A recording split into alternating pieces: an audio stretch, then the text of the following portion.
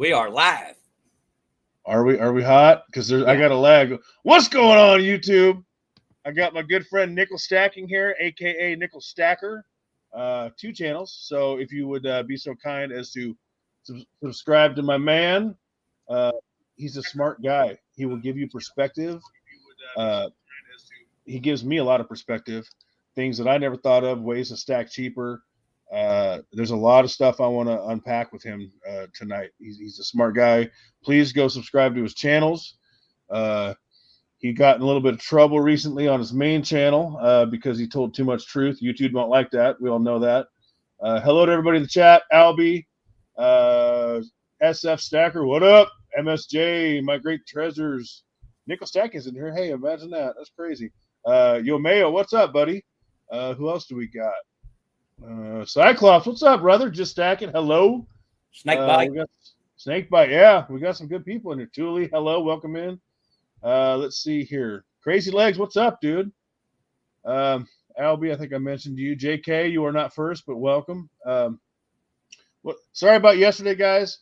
The transformer got taken out. I thought it was a car that hit it. I asked Over in Cigars to put up a comment on the tab. He did that, but turns out it somehow the damn thing fell off the pole onto the ground and started smoking and catching fire. I'll put up a picture of that in my post. Can anyone with a wrench, one of my mods, please drop Nickel Stacking and Nickel Stacker's link so people can subscribe to him? I'd appreciate that.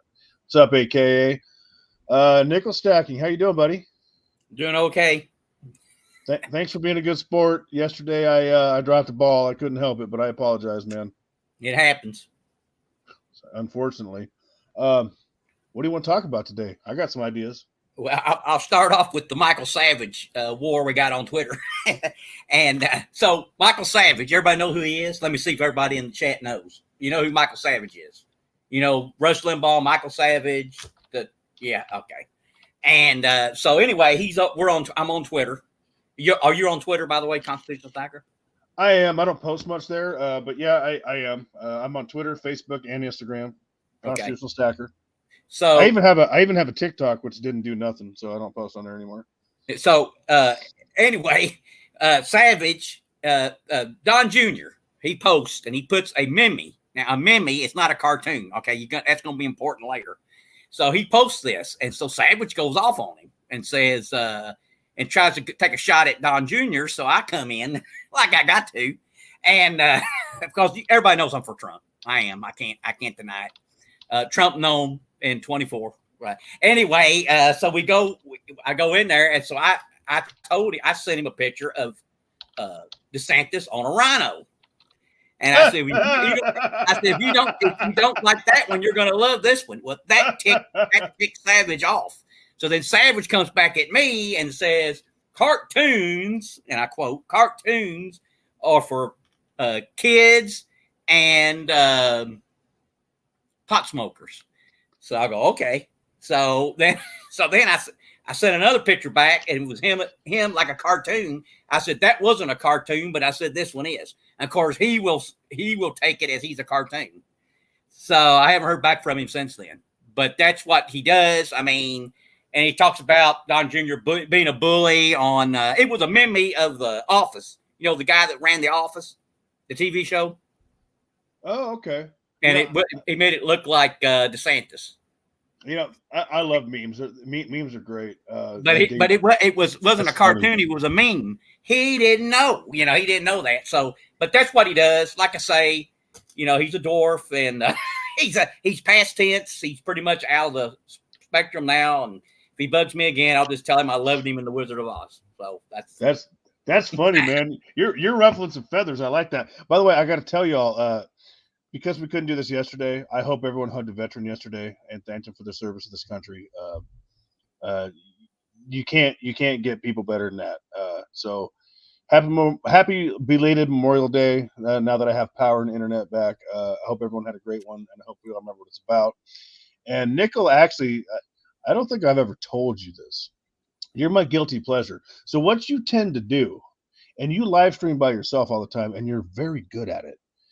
You're kind of my guilty pleasure. I listen to you at work, which is why I disappear in the chats when one of the kids needs to ruin my night and needs my help.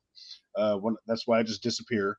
But sometimes I'll catch you when you're live on my way home, and you're actually I listen to you on my way home, and you're kind of my guilty pleasure. I just think you're a really good live streamer by yourself, and I like that you're branching out and doing live streams with other people on their channels. I think that's great.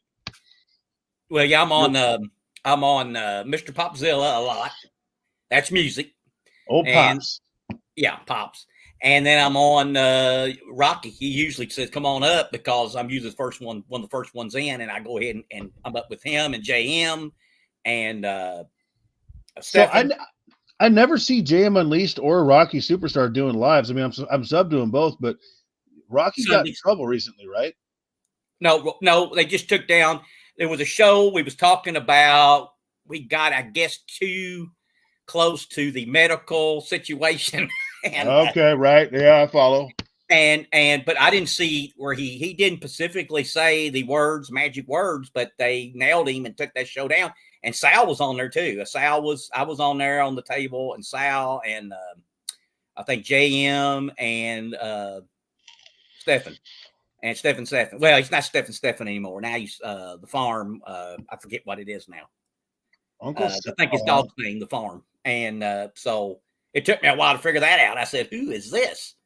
And then I finally figured out that's who it was. And then so we all were on there. It was a great show. And then we were going over. Every one of us were asked if they thought the Fed was going to raise the rates. I said yes. Rocky says yes. Sal said no.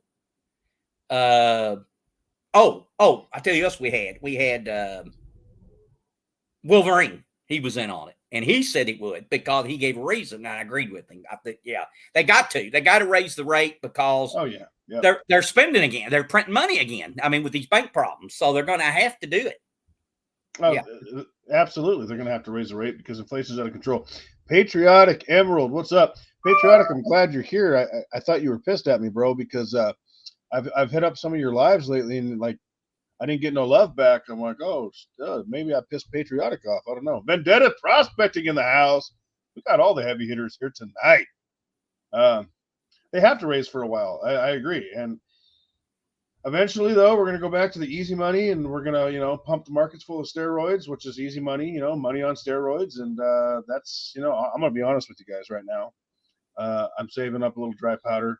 I got 4 $100 bills here. I'm really tempted to turn into metal, but I'm just stacking cash right now a little bit. I'm stacking metal too. I've probably bought about $2 grand in silver in the last 8-9 weeks.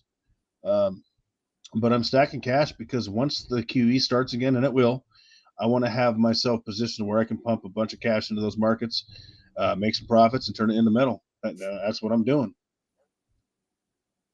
I don't know. I'm not convinced that they're not going to keep raising, but just because, like I said, I think they're already printing money and to keep these, to give it to the FDIC for the banks that they're having trouble with. I don't see that getting better. I don't see I don't see the banks getting in better shape. Well, at some point, I feel like they're going to, I don't think they're going to reverse course for a while, but at some point, I mean, they're going to have to at some point, right? I'm assuming. I mean, well, it's anybody's guess, but. Inflation you can kick the can down the road more with inflation than you can deflation. That's true. I agree with that 100%. 100%. So they'll make things last longer by doing it, but then we could go into hyperinflation, and then you got real bad problems then. Well, and what worries me about that, right, is so y'all know it's coming up late August, right? In Africa, it's going to be the BRIC summit, okay? And everyone wants to get off the damn U.S. dollar, and I don't blame them. We've weaponized it. We're bullies, and they went off, and I think it's going to be the yuan backed by gold, and where gold goes, silver goes usually, and I'm going to pay real close attention to that. And see, here's what people don't get, right? If we lose the world reserve currency and we lose the petrodollar, we're done. I mean, Venezuela, Zimbabwe, that could be very, very likely in our future if those two things happen. I think it's going to take them both to happen, but I think we're closer now than we've been in forever. Personally, that's just what I'm saying. Well, every year they're going to use the dollar less. Yeah. And I think every year it's going to increase more. So in other words, like if they're 10% less now, next year it'll be 20. Next year it'll be 40. So yeah, I mean, I think we're definitely headed for hyperinflation. if they don't do something to cause a depression. Because, like I said, I think that's what they were going to try to do. They're almost practically trying to cause a depression to stop the inflation. And I don't know. I don't know what it could go either way. I have no clue. But I think hyperinflation is it could happen. It could happen. Yeah. Absolutely, and I think it's going to take those two things for it to happen. But man, I think those things are closer than they've been, probably forever since we've been, incepted the whole world reserve currency thing. And actually, Silver and Cigars is one of his dinar videos. All these people are coming out because he got a lot of views on it, and it's an old video. Oh, the dinar is going to revalue, blah blah blah, BRICS nations. These people don't understand. It's not going to be the dinar. It's going to be the yuan backed by gold. That's just the way it's going to be. Yeah, I predicted that 10 years ago. I knew it was what's going to happen. Yep. And, and when it does, yeah, everybody's going to go with the yuan because, let's face it, China's going to get more strong militarily wise. They can back it up, and people's going to want they're going to want that protection. So, yeah, I think that's when they pass us. Oh, 100%. And our president, see the quotes there, guys? President, there's a lag here, but they're there. Our president loves China. In fact, I believe on his ass it probably is stamped "Made in China" if you look close enough. Yeah, well, they like Alex in the house. What's up, brother? They love the one-party rule. They love that, and that's what they're trying to do here is do away with, I think, the other party. 100%. Alex is a good buddy of mine. I've known him 20 years. Welcome in, brother. Good to see you. I didn't know if you'd be here. Save the cash for toilet paper, 100%. He actually, can I tell him, bro? Can I tell him? I'm not going to tell him. I'm not going to tell him unless you say I can tell him. But he's a newer stacker, and he ain't no joke. In fact, I think we're going to. All right. So we went to Harry's, and he dropped just a hair under the taxable reporting limit of $10,000. And I think we're going to go in there on a Monday and do a video this time. And I think it's going to be in the next week or so, hopefully, week or two. I got to talk to Harry, but yeah, Alex is my dude. Known him 20 years, personal buddy of mine, and he's a new stacker. And boy, did he go hard! In fact, silver, silver, both. He bought 2 pre-33 pieces, which was almost 2 ounces, and he bought 193 ounces of silver. And I didn't film it because that was his first real purchase, and I wanted to take the time to steer him the right way. And he goes, "Yes, we are. Yeah, we'll do Harry's." And Harry's going to let us in there, and we're going to do a video before he opens. I already talked to him. We just got to schedule everything. And he went big, and I wanted to take the time, so I didn't do a video. But the next time there will be a video because someone actually dropped a comment, and I didn't get pissed about it because I thought to myself, from their perspective, I could see. He said stories of things that never happened. So we are going to show him yet again that it really happened. What's up, AKA? My first 2 purchases were around 11,000, and that was back in 1999. You've divulged some stuff recently about your gold stack. You ain't no joke. I mean, you're a smart dude. I've seen the Rolexes and all that, but you've done well for yourself. It sounds like. I'd venture to say your stack is quite more sizable than mine, unfortunately for me. But that's good for you. I'm happy to hear that. Well, I got probably a little over 5,000 ounces of silver. That's good. I don't know how many I have. I have thousands and thousands of ounces. I couldn't tell you how much, but I don't have nearly as much gold as you do. My gold is mostly jewelry. I do have coins, but most of it's in jewelry because if the government decides to confiscate or stop trade, because that it's probably easier for them just to say you can't trade gold, you can't trade gold or silver, buy or sell.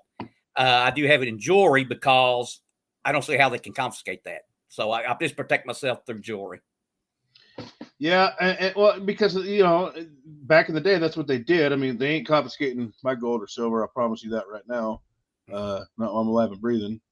We are backed by the Second Amendment in this house rather heavily. But I'm going to be honest with you. I don't think they're going to go down that road, and I'll tell you why. Ain't nobody got it. Not anymore. People don't know what money is. It's not worth their time. What they're going to do, in my opinion, is they're going to go after our retirement accounts, our bank accounts, our money markets, our stock portfolios, and they're going to inflate the hell out of the dollar, which is the biggest tax we pay. That's just what I'm thinking. But Well, it's a good I backup plan. well, I think the CBDC or what is it? CBDC, yeah, Right. Central Bank Digital Currency, yeah. CBDC, which is coming June 1st, I believe. Well, when they start that, and it's full fledged, because they'll start that slow, and then they'll be giving you, hey, if you do this, we'll give you $500. If you do this, we'll guarantee you there'll never be another terrorist attack.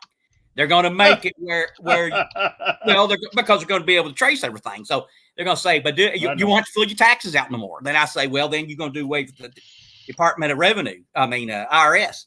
And if not, well, you got them there for if you don't need them for taxes anymore. But they won't do that probably. But what's going to happen is I don't think they're going to allow anything to compete against it, and that would be gold, silver, metals, Bitcoin, cryptos, anything that you're out of the system. That like I could say, hey, I'm going to give you, a Morgan dollar, and you're going to give me this. They don't want those kind of transactions. They want to be able to know everything you're doing. Well, hell no, they don't. Because okay, let's say for a minute, okay, and they don't like cash and they don't like gold and they don't like silver for the same damn reason. Hey, Nickel, I need a ride to work tomorrow. It's 20 miles away. Can you hook me up? Sure, CS, I'll hook you up. Hey, I'll give you $20. If I give you 20 or a bar of silver, right? Yeah. Now, if it's CBDC, now they know where we both are. Now they say, oh, well, you gave him $20 of CBDC. We're going to have to tax him on that. Yeah, I mean, it's complete control, and it's complete bullshit. It's another way to bring more tax dollars in. That's right. And when they figure your taxes, you're not going to have all these deductions you thought you had. I can tell you that too. Oh, and you know what I think they're going to do too? I think what they're going to do, and I don't know, this is just, I think they're going to start giving people their government benefits on the CBDC, right, for convenience. Then I think they're going to tell these young kids, hey, this is great. It's so convenient. We'll load you up, and we'll even give you extra credits for signing up early. And these stupid kids are like, "Oh, this is great." And half the adults are probably going to think, "Oh, this sounds wonderful. Free money." I mean, people love free money. That's what they do to them with them credit cards on campus. I mean, there's kids that shouldn't be getting them, and they're getting it, and they don't know how to manage it, and then they go in debt with that, let alone what they're going to owe on their other stuff. So, I mean, they're kind of already doing that. Oh, I know, and it's going to get worse. You're over in what state are you in again? I forget. Where you at? I'm in Indiana, but I'm in the Louisville area. The closest big city is Louisville. I had a good buddy of mine from Evansville, Indiana. I don't know if you know where that is. Yeah, Don Mantley's from there. One of the best ball players ever in Indiana. I've known him 20 years, and we just lost touch. And I ran into him about 5 years ago, and we were thick as thieves again, man, hanging out, having a good old time. His wife, his kids, great people. And he decided after the medical thing, he saw what it did to humanity, and he decided to take a bunch of pills one night and call it quits. And I miss the hell out of him. And every time I hear you talk, you sound a lot like him. You make me think of him. Oh, yeah, the accent. Most people think I'm from Texas, and I say no, not quite, but a lot of people think I am. But no, I got the twang from the Kentucky, Indiana area. We all kind of sound alike. If you heard Hoosier Stacker. Oh, yeah. I like Hoosier. Yeah, he's a good dude. We're right from the same area. So, I did not know that. Yeah. I think he is closer to the river than I am. But, yeah, he's over in the same vicinity. So he knows all the places around here like I know them. Man, we got some heavy hitters in here. We got Spokane, not Spokane, Spokane. We got Supreme. Yeah, wow. We got Beto, Albie. Nothing is free. Alex says, well, some may get free, but the rest of us pay for it 100%. And see, people don't get that. They want that free money. They want that free check. And what they're really doing is we're all paying for it, but you know who's really paying for it? Future generations are paying for what we're doing now. And nobody seems, I love my kids, but do you? Because you're taking them free checks, in quotes, and you ain't thinking about your kids in the end. Joe Mama, what up? It's just Gold Sniping Farmer. I like that name. When Cyclops, he's in Kentucky, but I think he's his border is like Kentucky, Tennessee. I think that's right. So I've been talking to Just Stack It and Silver and Cigars, and they're both in Ohio, right? and they're giving me house prices. I'm like, dude, super chat from Spokane. What's up, man? Thank you, brother. I appreciate that. I'm not getting any views in my videos, so that helps a lot. Actually, you have no idea. And they're both in Ohio. They're on opposite ends of the state, and they're giving me real estate prices, and I've seen pictures of what they got going on. They got nice places. And what's up, Liberty Bleeds? How you doing, brother? Over there, I could go buy a house outright with cash right now, no problem, and get twice the house for half the money of where I live. What the hell am I doing with my life? I make too much money where I'm at, and I'm afraid to uproot and leave. But man, and then I asked them, I said, okay, well, they're getting you somewhere. What about minimum wage? It's like $4 less an hour. It still pencils out better off. I said, okay, all right. What about groceries? He's paying $2 less for a pound of beef than I am. I'm thinking, what the hell? What's up, Cobra? Oh, it's just, man, it ain't. I mean, what's real estate going for out in Indiana, in your area, for a 3-bedroom, Lord. 2-bath? Higher than it should be. I mean, they're going for like 185 grand, and it's just what? Yeah, 185,000. It's really not that big a house. So here you can drop 250K and get a 1-bedroom, 1-bath that needs to be rehabbed if you're lucky. I ain't kidding. Ain't no joke. Can you believe that? Yeah. Well, look, California, an outhouse would cost you 100,000. I'll tell you what, just stack it. You keep it up. I'm gonna go rent your second house, and you're gonna be my slumlord. You keep pressuring me. I'm gonna move out there, and I'm gonna be your new renter. How about that? He goes, just move on over. Oh, that's funny. It's crazy, and you kind of feel like I do about real estate. You see, and this is not going to be a popular opinion, although just stack it might actually agree. Are you paying attention? So give me your take on what you don't like about real estate in this current market, because I kind of tend to agree with you. I really do. I love that live stream you did about it, because you talked about how the government could come in and say, oh, people ain't got to pay rent, but you still got to pay the bank. 100% agree with you.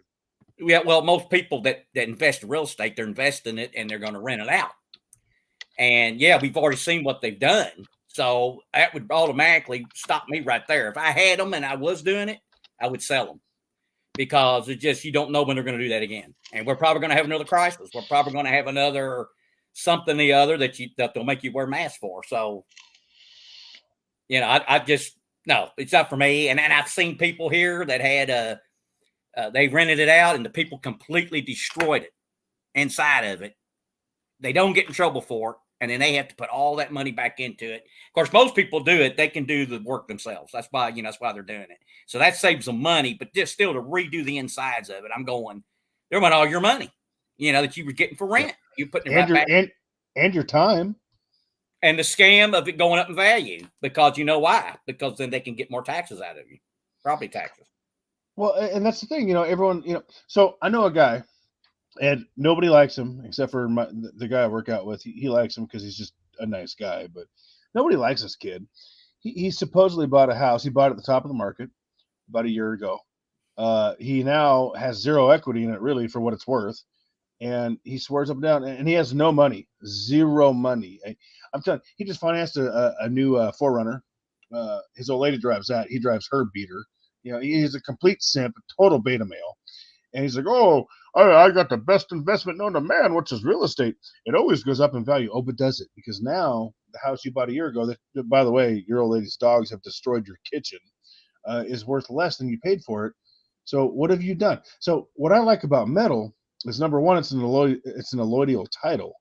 I don't know if you all know what that means, but that means nobody owns it but you. So they've trashed this place twice now. You see that? Look in the chat right there. Just Stack it said that.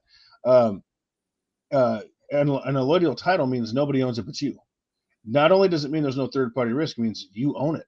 If you have a house and you don't pay your property tax, or even a piece of land, which I find preferable to a house in the current market myself, I agree with you on that as well. What, plots? Yeah. Nobody owns it. Nobody owns your metal but you. You have an allodial title. What's up, Yo Mayo? I like that. So my whole thought process is, why not? I rent, but I don't even pay $1,000 a month for rent. Okay, I pay in the nines, high eights 1 month, mid nines the next month. I've been here over 15 years. So what I'm doing with that extra money is I'm buying metal with it. I'm investing in markets and turning a profit and buying more metal. To me, that's kind of a win. And people like him always tell me, "Oh, you're wasting your money because you don't own property in a house." I don't see it that way, because I'm using what I don't spend on a mortgage to make profits elsewhere. Well, and you don't own the house until you own more of it than the bank does. Right. And even then, you don't own it, but you own most of it. Until you get it paid off, it's not an asset. And it's a liability. And just Stacking will tell you that too. If you're living in a house that you're paying on, it's a liability, because when the roof goes out, you got to buy it. When the hot water heater takes a dump, it's your problem. It really is. And I'm not saying real estate's a horrible idea in all circumstances. I'm just saying it's not the only way. And a lot of people in America believe that it's the only investment. And I think that's poor judgment. Right. They have been brainwashed to believe that is what you got to do. Young couple, you got to get a big home, start paying on it, and that's going to be an asset. And now, if they get it paid off and they get old and then they go from a bigger house down to a smaller house, good. You've done well, I guess you could say, because that's going to pay for that smaller house. I'm assuming you're always going to get more for the bigger house than you are the smaller house, so they're going to finish to the good. But everybody thinks it's just an asset from the get-go, and it's not. I mean, they've been told wrong on that. I don't know what's the Tennessee guy that talks about real estate that thinks gold is a rock. Oh God, what is his name? Ramsey. Oh yeah. There's Dave Ramsey.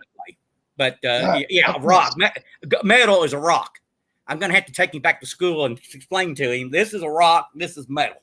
If y'all want to go have fun, go on Dave Ramsey's videos about gold and silver. And he has been wrong so many times. He's told people right before the medical thing, "Oh, you better sell it," and then they would have lost thousands. He's been wrong so many times in the last 4 years about metal alone. And I go on Dave Ramsey's videos about gold and silver, and I hammer his sack because he's wrong. And I'm going to be honest with you. At this point, I kind of think he might be an evil man, because he has to know that he's been wrong so many times, particularly in the last 4 to 5 years about metal, that for him to keep peddling that metal's a terrible investment, he's got to have some evil agenda somewhere else. I mean, he's a smart guy. He's great for getting out of debt, but something ain't right with that guy. And I am going to do a video on that guy at some point. Well, he knows real estate. Now he does. I mean, he knows backwards, forwards, because he's been burnt. He went bankrupt because he had adjustable loans, and they said, "Oh, we need you to pay all your loans off today." He said, "What?" Couldn't do it. Yep. And he lost everything, and then he built himself back up. But he makes most of his money probably on his what do you call it when you go appear somewhere, when he's paid to speak, and he makes it on his he's got the package that you buy from him. It tells you how to do everything. Exactly. And on his YouTube channel, I mean, because he gets tons of views. He gets hundreds of thousands of views on every video. So he's got that going too. He probably has affiliate links. I mean, he's making hand over fist on real estate, his package, getting paid to speak, and his ad money, and probably his affiliate links, 100%. I mean, and he ain't got the struggles that you and I got. You know what I'm saying? The common person. Well, he may not even have all them properties. He may be making us think he has a lot more than he really does, because he don't really need them anymore, because he makes all that other money now. And I'm not saying you can't make money on real estate. I'm not saying real estate's a terrible investment depending on what state you have it in. I would never have real estate in Oregon. It's so blue, it's not even funny, unless I was going to live there, but I don't want to live here. So they may tell you that you have to share with an illegal. And my 556 will say otherwise, but yeah, you're right. And I'm telling you, I mean, it's scary. I mean, really, I'm looking at Idaho. It's a little more expensive, but I don't know if you all know this. I'm a normal person. I don't like covering my face, and I don't believe in being forced to take a jab that I don't want. I think that's a personal decision. It's something I don't want to do. The last time I looked, about 4 or 5 months ago, covering your face lasted about 2 days in Idaho, and they have the least percentage of jabbed people in the nation, and it's still 50%. So if I'm ever going to find me an old lady I can deal with, I got a 1 in 2 chance in Idaho, the way I see it. And because I'm a man who sees a woman, that probably goes down to about a 100 in 1 chance. But I'm just saying, it might be a better life. Oh, yeah, great fishing too in Idaho. Denny Crum, our coach here in the Louisville area, he had a ranch out there. He went there to hunt and fish. It's beautiful country. So It's beautiful. yeah, And everyone says this to me. They say, "Well, Idaho's turning blue because everyone's moving there." Well, a lot of people like me are moving there. Number one, number two, I'm 42 years old. I'm going to be 43 this year, and I'm going to tell you right now, by the time I'm dead and gone, it ain't going to be half as bad as Portland. It can't be. It's an impossibility. That's how I see it. So, I got what 30 years if I'm lucky. I'll take that gamble. I just want to be around normal people, man. Well, didn't Portland, isn't that where the gangs took over a city? Well, you had the people burning the cities down. And here's what's funny about that. That was going on every night. I don't know if it still is, but up until a few months ago, it was going on a small scale every night. But, the media never reported that. The mostly peaceful protests have ended. No, they didn't. They just got smaller. They got more concentrated in an area. I don't think it's what it was, but oh man, for years, ever since the thing with that Minnesota issue. Yep. You got BLM and Antifa. Yep. I didn't want to say it, but yep, that's exactly what it is. And I don't know if that's going to get me a strike or not, but who cares? I don't even care. I don't think just mention the group, but now our senator, he said BLM was just a great group and all. He's going to run for governor. I'm not voting for him. If you think, if you think that is a legitimate group, you don't need to be governor of Indiana. So I'm not voting for him. Welcome in, Frostbite. I'm actually I got your text yesterday. I lost power. I'm gonna go watch that video. Sorry for the lateness, but I am gonna go do that after this. Actually, no, I agree with you. I mean, we can't have these hateful people on either side, and they tend to be on one side far more than the other, if not exclusively. But we can't have extremists on either side. Honestly, we cannot. And the former VP, he wouldn't be able to win nothing here in the state of Indiana. He wasn't going to win governor. And then Trump came along and said, he won't be, his daughter, once you be my dad's VP, he took it because he was going to lose the governorship. And then, of course, he's running for president. He won't get 1% of the vote. So, well, and there's an old saying, and I got to be careful how I say this. Let me think. The votes don't matter. It's who's tallying them up. Let's put it that way. And I agree with that more than I ever have in my life because I'm not stupid and I can do math and I saw what I saw. I tell you, it's a sad state of affairs, and I don't know. All I know is I'm gonna stack my gold. I'm gonna stack my silver. I'm gonna stack my lead. I'm gonna stack my food. I'm gonna stack my water, and I'm gonna stack my medical supplies. And and hopefully buy some land. And that's really the best I can do. And stack some cash. I don't know what else to do. Well, we are finished, and I mean finished, if the Supreme Court is increased. Oh man. And I believe if they get a certain group, if they get everything next time, I think they're going to do it. And they're going to have. They haven't done it already, to be honest with you. What's it right now? 6-3. So that means they got to add 13, and it would be. How much would that be now? Would that make them? Would that put them ahead if we get 13? That would be another. Yeah, no, that'd be 7-6. So yeah, that's what they're going to have to do. They're going to have to make it 13 on the Supreme Court.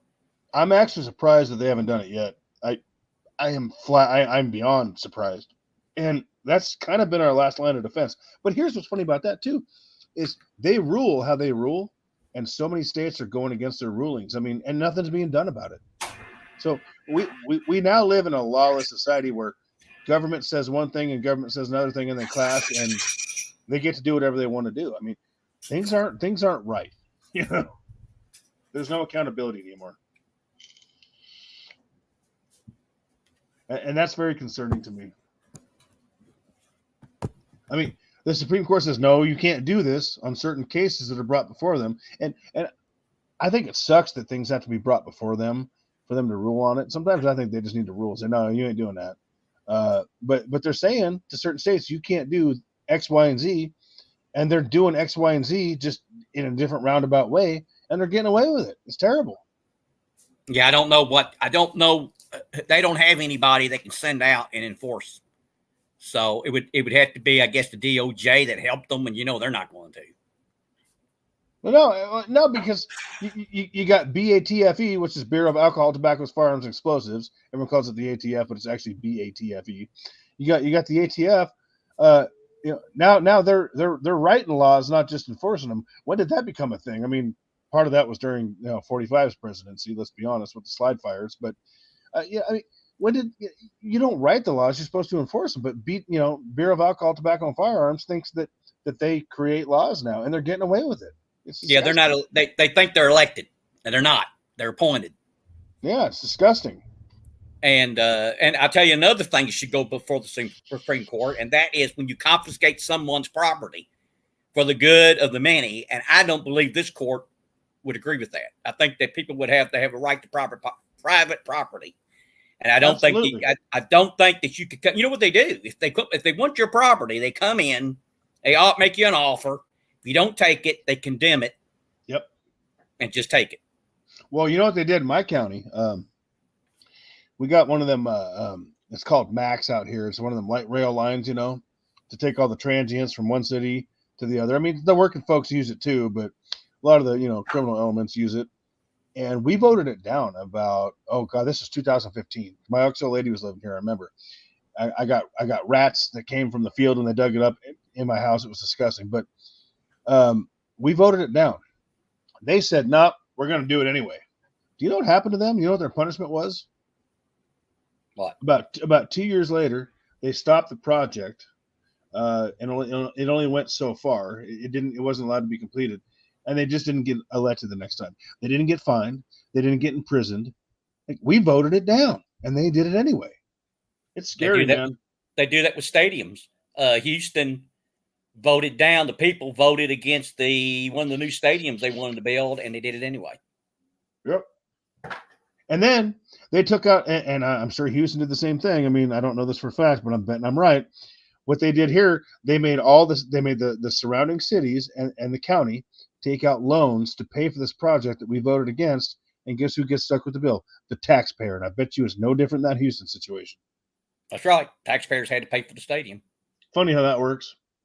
And if you let the government in and they do bonds or whatever it is they do to help you, do it, then they can call you in a committee. They did that with the steroids, so now because you let them in, now they can tell you what to do. Yeah. And that's what they'll do to everybody when they make everybody dependent on the government. They don't want people to be in small business because if you're not in small business, you got to depend on them. If you depend on them, if you get food from them, if you get housing from them, if whatever, then they control you. So absolutely. Therefore, they'll tell you what you're going to do, what you're not going to do, or you're going to lose something. Just like what they did with them truckers up in Canada, they shut off their accounts. They couldn't get any funding through GoFundMe. That's exactly what CBDC is going to do. I mean, oh, we don't like what you did. You can't get in your account. You can't spend your quote unquote money. That's what they're going to do. You got to behave this way. You got to say this, or they won't even put it that way. They're going to say, you just can't say this. They'll do what YouTube does. You can't say this. You can't do that. They'll do what Facebook does. They'll put you in Facebook jail. And they'll do it by freezing your assets, freezing your funds until you roll over and comply like a good little simpy beta. That's what they're going to do. Yep. And they'll limit your travel. Yep. What's up, SSR? How you doing? How many's in there right now? I can't see. 20. I got to correct Mr. Stacks. He's in Tennessee. So Tennessee's a great state. That is a great state if you want to go and live, because I think they got better system than Indiana does now. We're pretty red, but Tennessee is really red. I mean, let me ask something Indiana did years back. I remember. Didn't they make it so a police officer can enter your home without a warrant? Oh, now Louisville had that problem. That ain't right. Well, that's why they had that shooting, because they had it's called a no-knock warrant. So you don't even have to do this. Police, open up. You don't even have to do that. They just knock your door in, come in, and then you try to shoot them because you don't know if they're police. They didn't say we're police. So you don't know. When you shoot at them, they kill you for shooting at them. That's why the gun's for protection. How do I know it's not a bunch of guerrillas trying to break in and steal everything? You know? I'll tell you a true story. This ain't no lie. So I was smoking cigarettes. So this had to have been like 2012, 2015, a long time ago. I had my 9 sitting right here at the computer desk. I was watching TV, on the computer, Netflix, whatever it was, about 2 a.m. Always within arm's reach. What's up, Meg? Welcome in. Also, check out $1 Million Meg, My Silver Journey. Check all these people out. Good folks. My 9's sitting right here. I get this knock on the door, and my door is unlocked because I was going in and out to smoke cigarettes, right? Yeah. And as I get this knock, the door opens at the same time, and I hear fire department. Well, I've got my 9 in my hand at that point, pointed at the door, and I see a shirt, so I lower it, and I scared the hell out of him. And I'm like, what's up? He's like, did you call the fire department? I'm like, no. They had the wrong unit. They were supposed to be 3 units down to my neighbor. And he came back and he apologized after they took care of my neighbor. I'm like, no. Don't apologize. I said, I almost shot you, though, and you're one of the good guys. And I would have had to live with that. And your family, if you have one, would have had to live without you. I said, do me a favor. The next time you enter trying to save someone's life, which I appreciate, give it a couple seconds. Wait for a response, because I would hate for that to happen to you, because it almost did. And I'm like, now, if you need to go clean your shorts, feel free to use my restroom, Yeah. Yeah. I tell you, man, I came close. He just came right in. No knock warrants. It's a terrible idea. Because again, you're not giving the person their right to privacy. We don't have right to privacy anymore. That's the problem. Nope. And they're going to take more away from you. And 9/11 took care of that.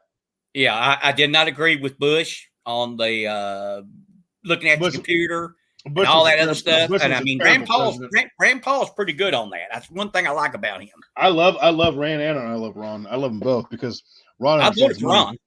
I love Ron. I do not like Bush, but I love Ron, and I like Rand, 100%. I do not like the Bush clan. And, Neither. I do not like the Clinton clan. I will say Bill Clinton was a moderate. He had a good economy. I did well with him. I agree. And I bet you she gave him HE hell every night because, you need to do this. You need to do that. And he's going, that's just not his style. He is a moderate. And, I can deal with a Democrat that's president if they're moderate. Me too. But none of them are moderate no more. That's the problem. No, name a moderate. They're all either dead or, a blue dog. They used to call them blue dog Democrats, and most of them were in the South. They were more moderate. What's her name? Tulsi Gilbert or whatever her name is? Maybe she's a moderate because she's like, I can't deal with y'all. I'm out. I'm done with y'all. She might be a moderate. She's for rights. I hope she runs. I'd like to see her run too. And Kennedy, we got Kennedy running. I'm going to cross. This is what I'm going to do. And I think everybody here ought to think about it. If you're in a state and it's going to go a certain way if you vote Republican, why not cross over and vote in? We can here. We can say, we have to tell them you're going to vote Democrat or Republican, and then I'm going to say Democrat. I'm going to cross over and I'm going to vote for Kennedy. And that because I would rather have him as a choice than Biden. So that's what I'm going to do. Now, a lot of us will do that. And then, and then we're helping him out because if the voting goes like it's supposed to go, I'm like you, I don't know anymore. But I think here it does. Our state's pretty good. We have a lot of, you have to show ID, which everybody should have to do. That's if you have to show ID to fly, you got to show ID for a bank account. You got to show ID to drive. You got to show cigarettes. Right. Beer. Yeah. You can't do that to vote. And it takes you what? 2 seconds?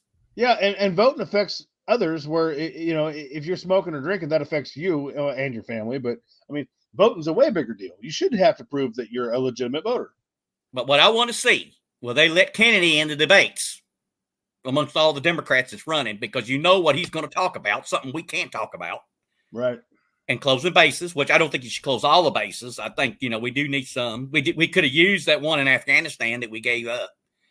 But you got to, I think I just want to see what they're going to do to him. I want to see if I don't think they're going to allow him to talk about it. So I believe that's what's going to happen because that's what they do. And but if he could be the choice on their side, I feel a lot better. He's just not nuts crazy like the ones that's in there now. Well, I liked, I wasn't around. I was born in 1980, but I liked John F. Kennedy. I mean, and that is probably the last true moderate left leaning politician. He wanted to end the Fed, which is probably why they ended him. To be honest with Yeah. you. And any politician, if you go through history and look it up, any of them that were critical of the Fed wound up dead. And he also talked about, men need to be more masculine and not demasculized. Like, he was a smart dude. If he was running today, and I think you said something about this in one of your lives. I was at work and I couldn't respond, but you said something about how you liked him, and I agreed with that 100%. I was in the background. I couldn't type nothing, but I was like, damn right. I agree with you. What's up, John Camper? How you doing, brother? Yeah. 100%. He would be a Republican today. Kennedy would have switched. Absolutely. Martin Luther King would have switched parties. And you know why? Absolutely. Abortion. Strongly against it. And he would have, over that, he would have switched. They would be liberal Republicans, but they would be in the Republican Party. They would not have been Democrats. They would have gave the party up.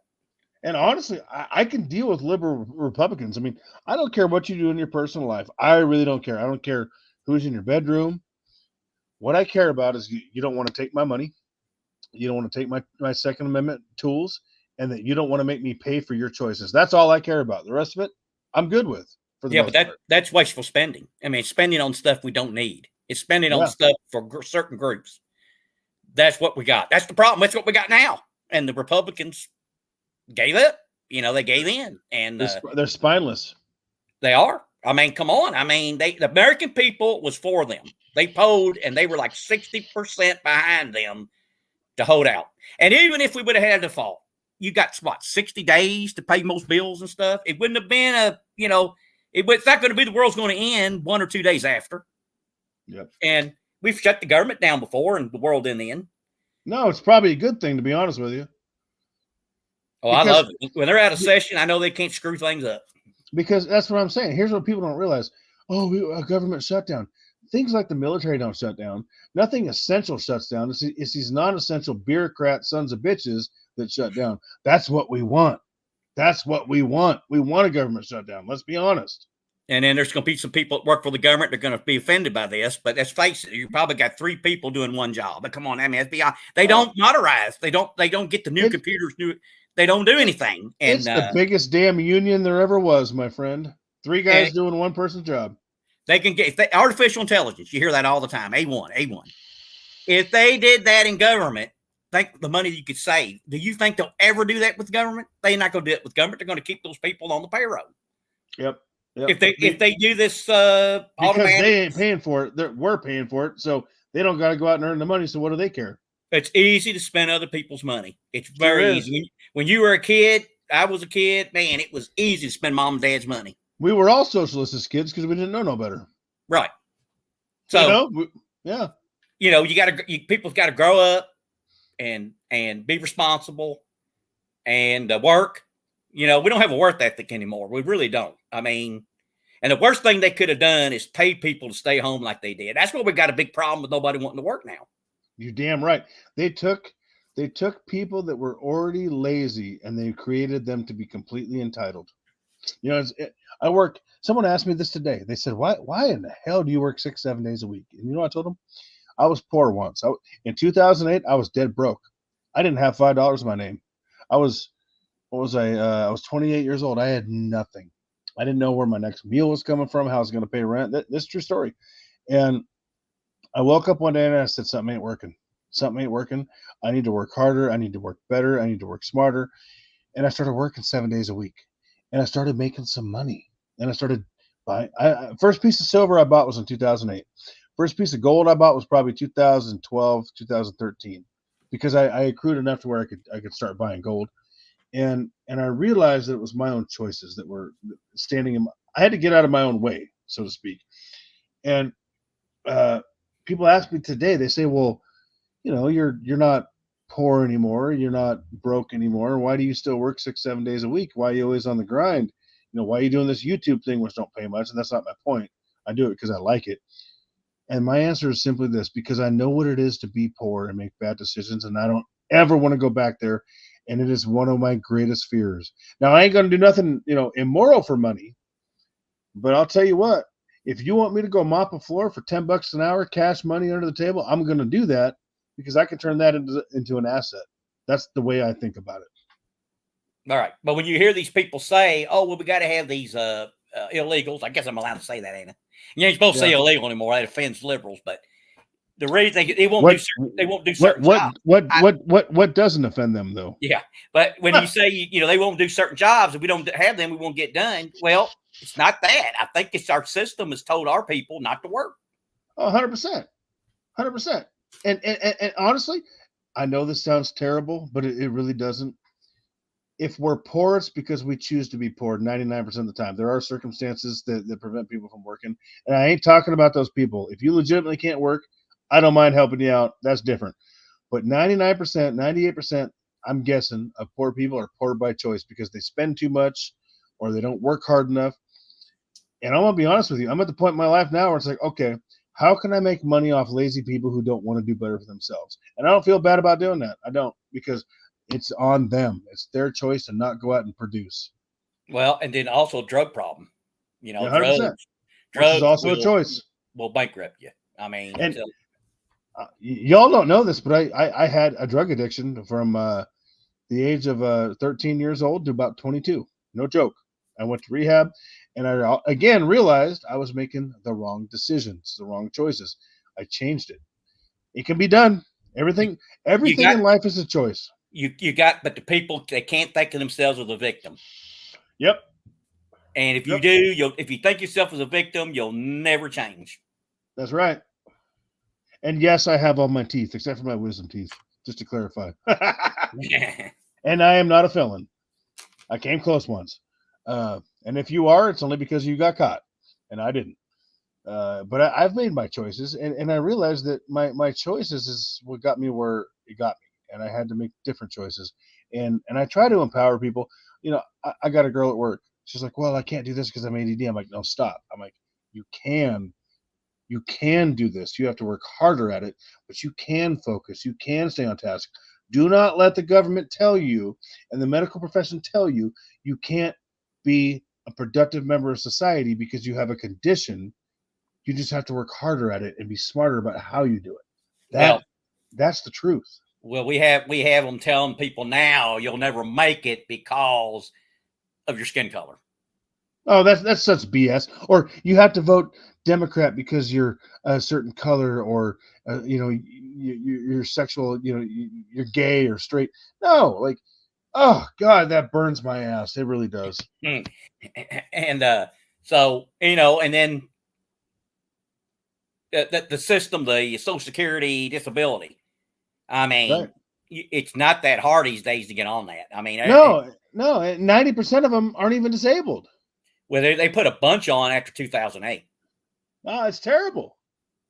I mean, if you can walk and you can talk and you got arms and legs, you can get your ass to work. You know what I'm saying? Yeah, my uncle had polio when he was a kid, and he limped. He drug his leg, and he never took anything from the government. Never.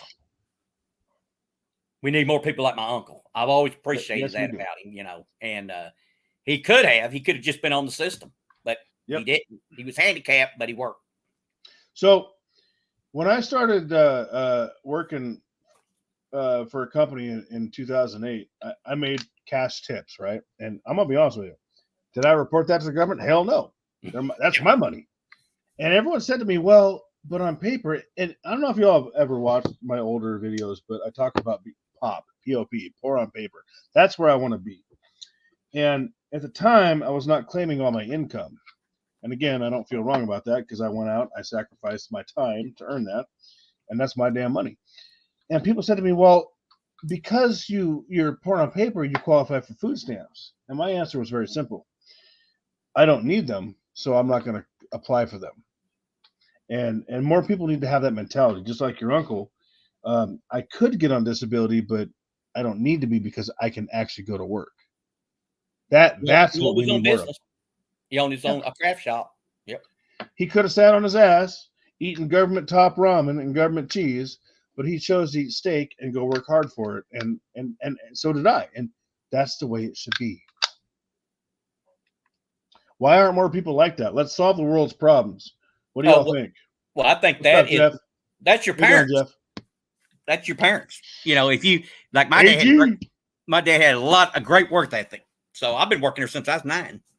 So, and everyone wants to blame the parents. I think you're right a lot of times, but I had great parents and I still made the wrong decisions. Now, I will say I came full circle and got off my dead ass and made better decisions in time. And I think that was my parental influence. But I met the wrong kids at school. They accepted me fast, when I was 13 years old. And I wanted to party and hang out and be stupid. So I don't think it's always the parents.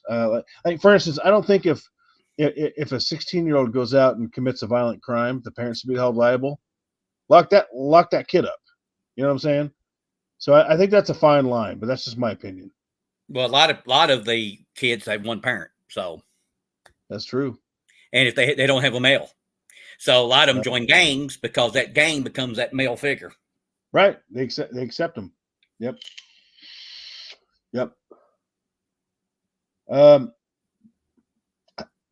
Do you mind disclosing how old you are? Me? I forget. Yep. I'm 54. I'll be 55 December 11th. Okay. 68. I was born 68. Happy early birthday. Let me ask you a question.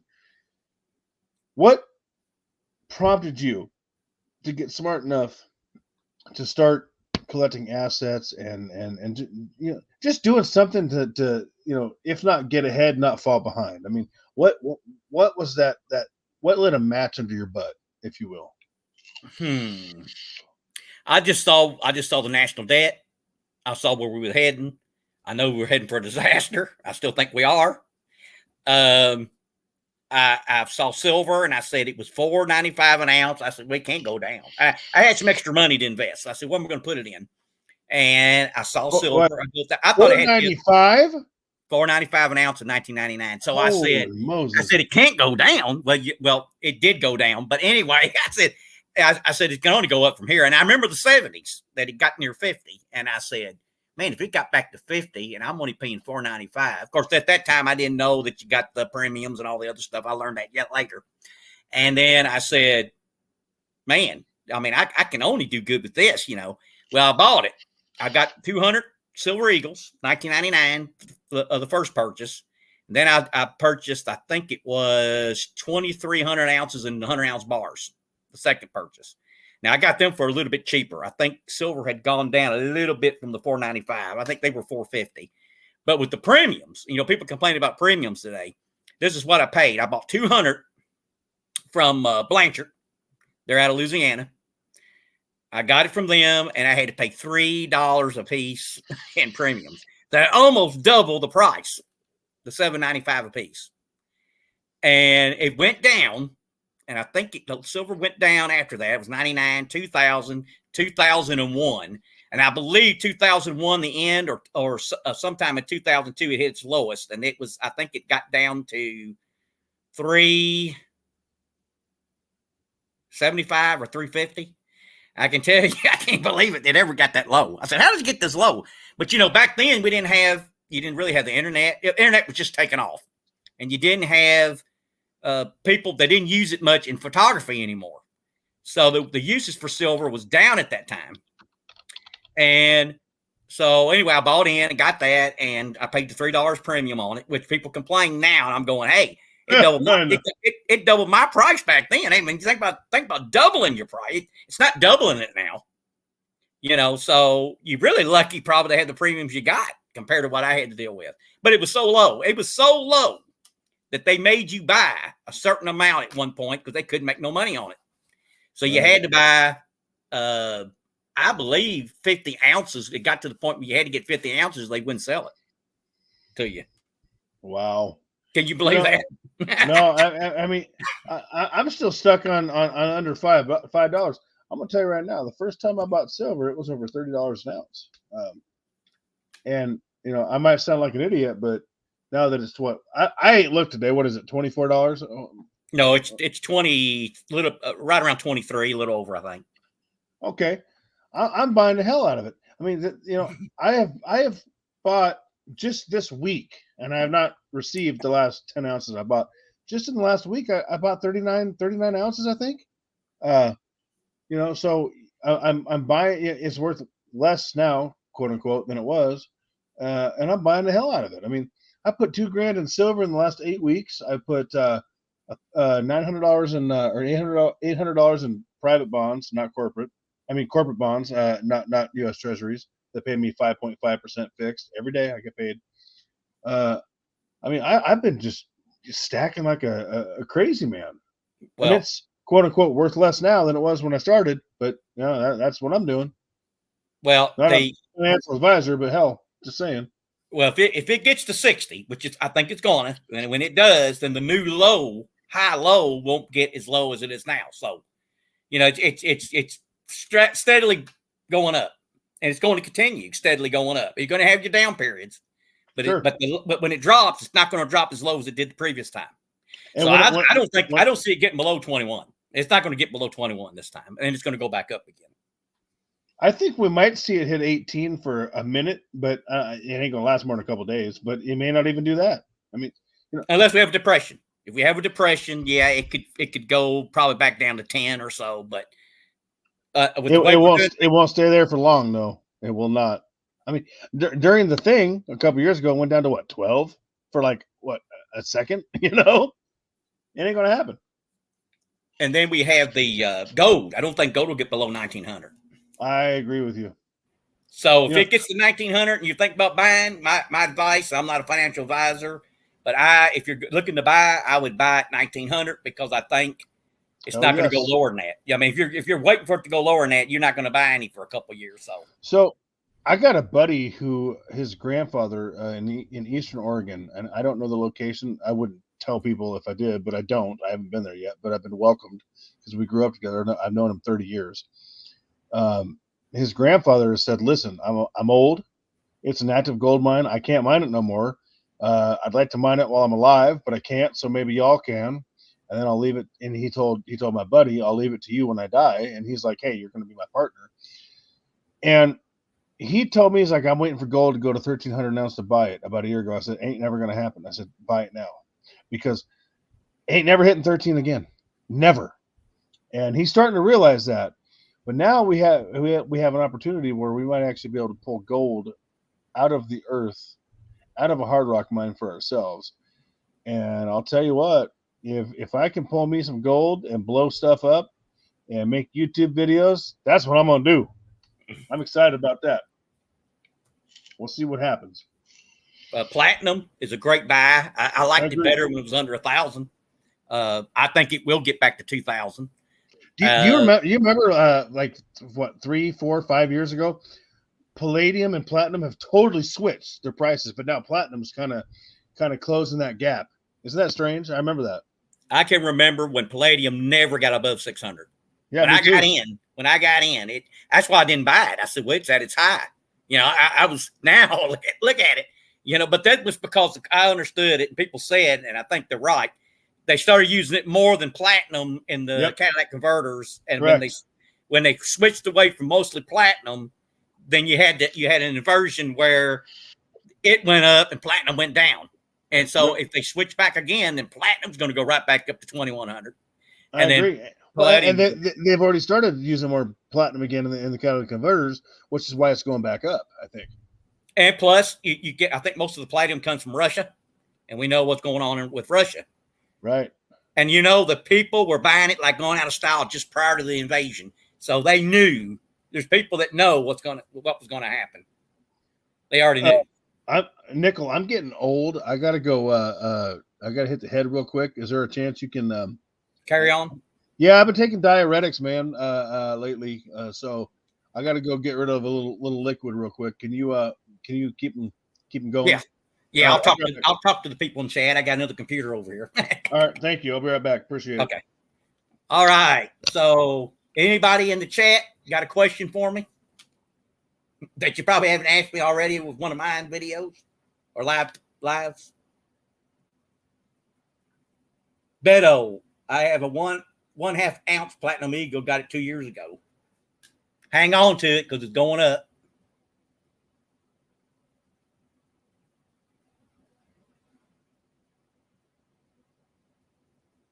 My silver journey, you got copper, you got silver, you got gold.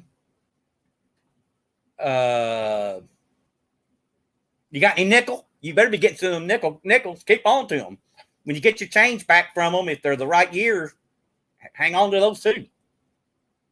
Canadian nickels is what y'all want. If there's somebody somewhere's got them that wants to get rid of them, if they're like 80 years old, they'll sell them to you. And that's what I'm always looking for. Man, when I do these auctions, I'm looking for them nickels, Canadian nickels. That's what I want. Yeah. And, but, platinum's a good metal. I mean, it's got, I really think that platinum is going to make a run for 2000. I'm buying it when I get if I get it for spot. If I can get it from spot from somebody, I buy it. And, again, we talked about rhodium. Rhodium, the potential's phenomenal. You can buy it at 15,000 an ounce. It could go to 60, 75,000 with the right conditions that happen. That would be chaos in South Africa. And you could really, it could, that's just a big gamble with rhodium. It has these big swings, I guess rhodium of the metals is the most like Bitcoin. Because it can go, it can go to the sky and it can really drop like a rock. So you're gambling. It's a real gamble with rhodium.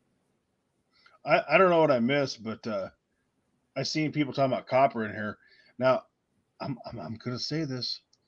I think stacking copper bullion for fun is cool, but it's priced in pounds, not ounces, and what you're paying, it don't pencil out. But I will tell you, I started getting into copper mining stocks recently. I've made about 35% in the last couple months. Something's going on with that. I'm just saying. And copper is one of the metals. Also, I don't have any copper bullion. I would buy some for fun, but I wouldn't buy it for gains. But I am kicking butt in the copper mining stock department. I don't know why. Well, it was that base shortage. Metal's doing good. There was a shortage, when we had all the shutdowns and all. Yep. Copper's something you got to mine, and I mean you got to keep doing it. And when they shut it down, they got behind, and it still I think is. I think they're producing like left and right, but I think it's just and copper's something that's going to increase. The need is going to increase for it. And when you go to these EVs, they don't have enough copper to cover right that. or enough silver. Silver and cigars. He does HVAC, and he has sent me pictures of his copper stack, and this ain't the first one, right? So he had so much copper that he got from the job, scrap, right? And that's the only way I would deal with copper on a physical level, personally, or pennies. And he took that for scrap, and he had to load it all in a U-Haul, and he made a ton of dough.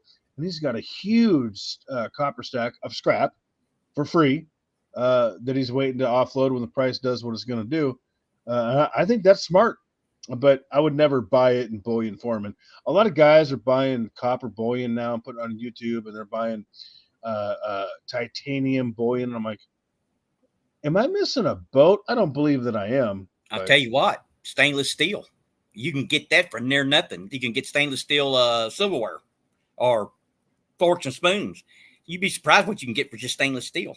That's crazy. I want to talk about nickel, actually, because you got them big old nickel bars. Those are sexy. Yeah. Tell me why you love nickel so much. I think it's the same thing. You're going to have a lot of nickel for the Silver Cigar says true story. Welcome in, late boy. You think so? Yeah. I know. I'm not saying you're wrong. I want to get in your head a little bit. I'm curious. Aluminum. Do you know how many pounds of aluminum it takes for the average EV? I do not. 800 pounds. You did a video on that, did you not? Yeah. 800 pounds of the weight is aluminum. So I actually started watching that video, and then my fat ass passed out. I'm sorry, it was late. Yeah. So that's why I didn't catch you. What's up, Indivisible Man? So yeah, aluminum. It's not. You're not going to be seeing many aluminum cans laying on the side of the road here in the near future. They're going to be a big demand for them again, and they're going to be scrapping that aluminum. They have to maintain what they want to do with the EVs, which I don't think they can still do. But they want to. What they got to do is recycle 95% of each EV to keep it going. If they don't, they will completely use up all the copper, all the nickel, everything we have, that's resources. And remember, the environmentalists don't want any new mines. That's So right. that's going to be a big force in the future. So you got your two, it's going to be a civil war in the environmental movement. You got your no industrialization at all. Let's go back to caveman days. And then you've got the bunch that want to make a little money on the side and say, well, we can still have a industrial base, but we don't want to pollute the air. So you're going to see those two collide like a civil war, and it's going to be interesting to see what happens. And it could be you know what they say, your enemy of your enemy could be your best friend. Right. That's when silver goes to 600, gold goes way up, because you're probably not going to be able to mine new gold, new silver for long because of these environmental groups. Can you imagine, all y'all, you, Nickel, everyone in the chat, can y'all imagine? I mean, I don't think it's going to go that high in my life, but can you imagine? Let's just say silver went to 100, 200. Can you imagine the state of the world's affairs for that to happen? That is downright scary, in my opinion. That would indicate a limited industrial complex, because at this point, the environmentalists are winning, and they're saying, you know, no new mine here. It's the same way with diamonds. You know, they don't want new mines for diamonds, and so they got the grown diamonds, the lab grown diamonds, and they're better diamonds. You get a perfect diamond out of it, but that's the new trend in the gemstone industry. I mean, you're going to see everything lab grown because you don't have to mine for it if you lab grow it. And that's what you're going to see, because they don't want these. There's a big movement not to have any new mines anywhere. Oh, absolutely. There has been for some time, but it's getting stronger. Yeah. Yeah, sure. We have lithium. We have lithium mines, and the environmentalists are going to chain themselves to bulldozers and trees, and they're not going to let them go in and get it. That's what I understand. So we may not be able to get it out of our country. So we got to depend on who? China and Russia. So and, you see, and Africa. That's going to make the cost go up. So yep. If we can't get silver here, and we only can get silver from foreign countries, that's going to make the price of silver go up. A lot of silver comes out of Mexico too, or did at one time. Yeah, but I think they're mining. They're way past peak mining. Yep, I agree. I've heard that they could run out within the next 2 years, and will be any more silver out of Mexico. Well, that's all right, because I think myself and a few of the boys that I know, boys and girls actually, is it, stands with Raven and Thule coming on scene, which is kind of a nice thing to not have a bunch of dudes all the time. But I think all of us stackers got enough to make up the shortage, especially, I'm gonna tell you all right now. I think Uncle Sal of 8 Metal, I think he's a reason for all the shortages. Y'all seen his stack? Oh my God, no, he's got gold. Massive. He's got a lot of gold. He's got. I'm guesstimating. He might be listening. You never know. I think he's got at least 300 ounces. So, I think he said in the video he has 200 or 300 ounces at one point. But which probably means he's got 10,000 ounces by now, because that guy's a friggin' machine. I don't know how he does it. He stacks all the time. He must have a good video job. after video. That guy. And I'll tell you, I love Sal. I love that guy. He has been so supportive to me. Just a great guy. But, man, his stack ain't no joke. And your stack ain't no joke either. I mean, here I am thinking maybe I shouldn't even have a YouTube channel, because my stack don't compare to yours from the way it sounds. Well, again, silver, my goal is to get to 10,000 ounces. Then my decision, long term, it's probably wait till I'm 65, and then maybe it depends on how the world is. We don't know what's going to happen. If I live to be 65 and I retire, I'll probably sell at least most of my metals. And at that point, it'd be whatever the price it is. But most of it I got for like $3.50 or $4. So I don't think I'm going to lose. So it don't matter. When people complain, that silver, when it got back down to 15 a while back, everybody was saying, I don't want, I'm going, I think it's great. I said, 15, that's like 4 times what I paid. Yep, I agree. And everyone complains about the premiums too, but if you look at the rate of inflation, so I've got bonds that pay me 5.5% annually, and interest goes up every day. That ain't nothing. I mean, with the way things are going, I'm paying $30 for an ounce of silver at the LCS. I got no problem with that. I'm paying about 31 online. I still got no problem with that. Oh, the premium. Yeah, the premiums suck, but at the end of the day, what happens in times of hardship? Physical assets win out. Land, Well, and medical, you also get a food, premium when you sell. metal. You damn right. I just I, And, I I think the premiums suck, but I'm still all in personally. That's just but me, not a financial advisor, but that's just me. but let's go back to 1999. If they don't get $3 a piece premium, they're out of business. That's what they were staying in business with. Right. Yep. So you got to also figure that in. You got to figure that their cost and what they have to do to stay in business. And they got a lot of Yep. laws on them. The government's on their butts. I mean, they Well, got a lot of things they have to do. government don't like stackers or LCSs or bullion dealers because we hold assets and wealth outside of their system. So they're going to make it as hard as they can make it. 100% right. Correct. They don't And like that. banks don't either. Banks don't No. either. If Nope. you saw cigars video on his 1 ounce pieces he brought in, the workers don't know nothing about it, but that No, manager they don't. sure did. The manager doesn't like it. I'm telling you, they don't like silver people. I don't. I don't watch cigars. I don't even know who he is. Who's that guy? No, we actually. Him and I talk. We're like schoolgirls. We talk every day on Instagram, and he's got a wife, and I like women, but we're like schoolgirls that way. We talk on Instagram, and sometimes I call him up on the phone. He's a good dude, and he actually told me in our conversation that he was kind of surprised, and I was like, I wouldn't. Ain't the average person don't know what silver is. In fact, what gets me, I got buddies that are in their 60s, and they still don't fully understand silver and gold. I'm thinking, how the hell can you not? I mean, they took it out of our money fully when what 19 at the end of 1964 or the beginning of 1965. I mean, how do you not understand it? Well, we went 40. We went 40% until like 1970. Yeah, okay, fair enough. That's And then true. we came back with some coins in 76. I think they made that the special silver coins or something. That's true, but I'm talking mainstream. 64 was the last year it was in our money. Sears, like 90%. Yeah, Yeah, and I'm thinking, how the hell do these people who are 20 years older than me not understand when I understand? I And understand because they I don't. I I, I was not. What's up, Silent Silver? Welcome in, brother. I They do was not. not.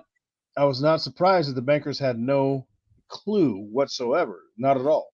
They do not. They do not teach it in college courses. If you take Nope. economic courses, they do not talk about it. Well, and if you think about it, it's easier to take away the rights you don't know you have. The Second Amendment. Most people don't know gold and silver are the only form of constitutional money, but they amended that, so they took that away.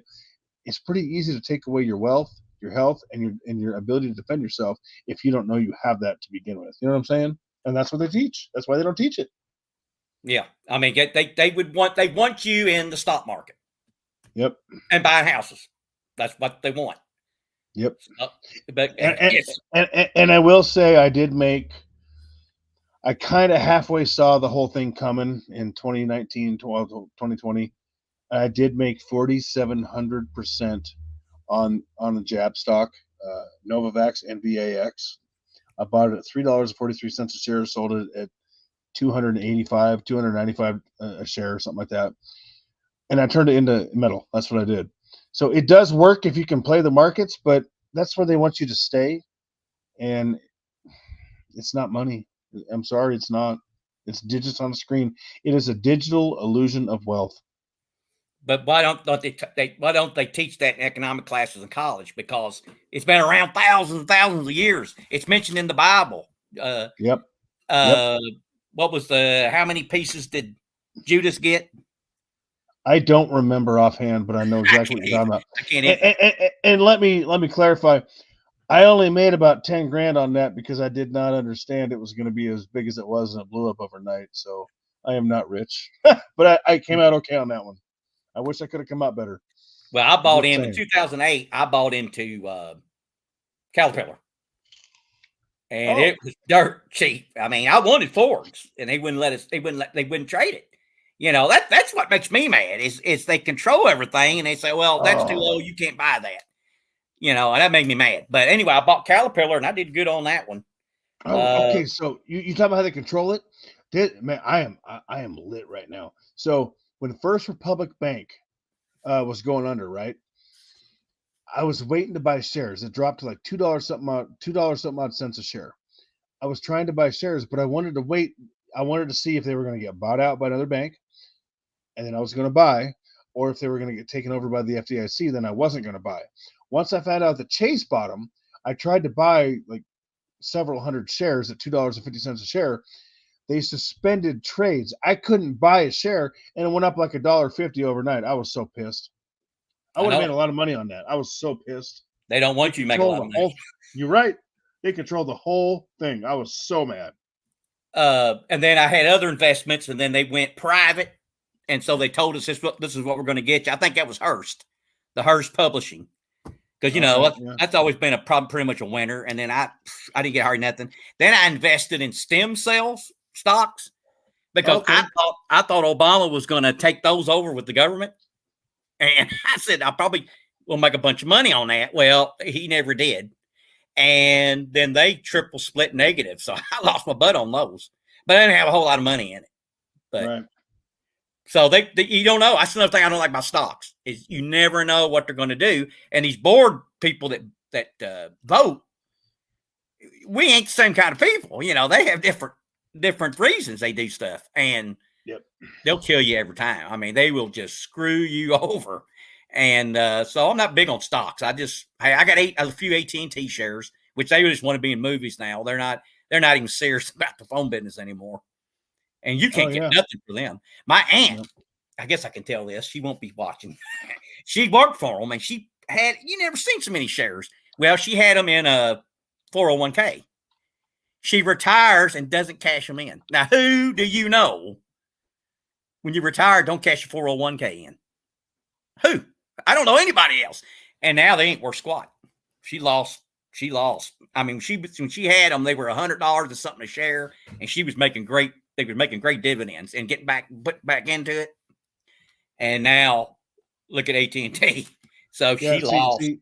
See, and that's what scares me. My old man was worth about $1.5 to $2 million, give or take.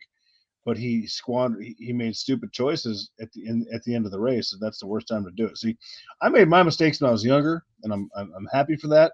But then I'm sitting there thinking, well, I am my father's son. Am I going to get, am I going to lose control of my own faculties and screw up? Hello, Lawrence. Thanks for coming in. Am I going to do the same thing? And I work very hard not to do that. And it's kind of scary to think about, though. It can happen to each and every one of us. You lose control over your own mind, and ain't no telling what can happen. But that's why I like gold and silver and platinum and all the physical metals, because really nobody's going to take it from me. Now 1933, FDR says hand it over. And how many people do you really think did that? They didn't. And they hit them in caskets. They probably buried them out in the desert, thinking, well, they'll make it legal again. Now, some of them probably died, and probably nobody knows where. I'm telling you, out in the desert, they're going to be finding all kinds of gold in the future. Of course, we're not going to know about it because the workers are going to keep it. But that's what would you do? I mean, how old? You're 40? You're 41? I'm 42. You're 42, and they say you can no longer own gold, trade it, whatever, or we're going to come get it. You run and hide it. It takes 40. I'll tell you what I would do. I'll do the same thing that I'll do with my guns that they may have already or may in the future say are illegal. They will stay in my safe, in my residence, because I don't subscribe to that. Honestly, I'm an American. I'm going to be an American. Your pen stroke means nothing to me. But what if you were back in 1933? You probably would have taken it and hid it somewhere, right? And that's what they did. Okay, it didn't become legal again until Ford, and during his administration, the short 2 years he was there, he said you could own it again. Right. Some of them people died because they didn't. Oh yeah. And so what happened to all that gold they hid? I'll tell you what happened to it. You and I need to get an excavator and a metal detector and go find it. And if they probably put it in boxes or like grenade boxes or something, and they buried it somewhere, and they drew their own little map, and they probably got it somewhere. Someone found the map and said, what the heck is this? They had no clue because they ain't going to tell. You ain't going to tell nobody because someone will go and get it. So there's got to be tons of gold out there just buried somewhere because of that 1933 wasn't even a legal law. What do you call it? Executive order. Yeah. Not even technically legal. They actually did, and this is harder to find. You have to have the exact executive order number, and I've looked it up because I heard it in a YouTube video. I'm like, what? But There they was did one. one on they did one on silver too. Believe it or not. Yeah, they did. I did a video on that. Yep, they did You one on. did? How did Yeah, I miss that? What's up, Wolverine? Welcome in, brother. it's We got a on big there. heavy Yep, hitter. they We got did. They silver Wolverine. We got a heavy hitter in here now. Yeah, Wow. I gave the Smart. numbers. I can't remember on top of my head, but I gave the numbers out of what the order was, and yeah, they did silver too. Yeah, yes, they did. It was. I believe it was quite a while after the 1933 gold. Am I correct? It was 1934, I think. What was it that soon? I couldn't Yep. remember, but I knew they did it. Yep. And I'll tell you what. I'm old. I'm grumpy. I'm a redneck. I'm a hillbilly with a buttload of 2A items. You ain't taking my wealth. I've worked too damn hard for it. You can take it, but you ain't gonna take it while I'm breathing. And I'm gonna take as many of you with me as I can because this is America. It's not what it used to be, but leave my money alone. That's really where I'm at, honestly. And I don't think that makes me a bad person. I really don't. No, it's again privacy and rights. We're losing them, and when they can come in and just take your property because some rich developer wants it, and he's going to give the judge a little bit on the side, and he's going to give some other politicians some money on the side. That's theft. That's theft. Yep. That's not theft. Progress. That's not for the interest of everyone. No, that needs to get back in front of the Supreme Court. We need somebody to bring that back up and have them rule on that because yes, we do. I was very devastated when the older Supreme Court said, "Oh yeah, they got a right to do it." You don't. We don't follow the Constitution. The Constitution, they just don't do it. They act like it didn't exist, or they don't pay attention to it. And but they violate it every day. They took religion away during the yep, they sure did the mass period. Yep. And you can't do that either. So and it's funny because my channel name that I couldn't believe wasn't taken, Constitutional Stacker, isn't just because I love Constitutional Silver and am on the fence. I'm not a huge fan of Constitutional Gold because it's not. You don't know what it weighs in the purity. Honestly, I love it. I like it. I love it because it's gold, but I love Constitutional money. But I also love the Constitution. Like my channel name was a dual purpose when I came up with it. Don't get me wrong, I do love Constitutional Gold. It's just the $20 gold pieces are people's favorite. Yeah, they're 90% gold and like what are they, 0.8 of an ounce or something? I forget how that works. See, that's why I don't like Constitutional Gold. It ain't stamped. I'm stupid.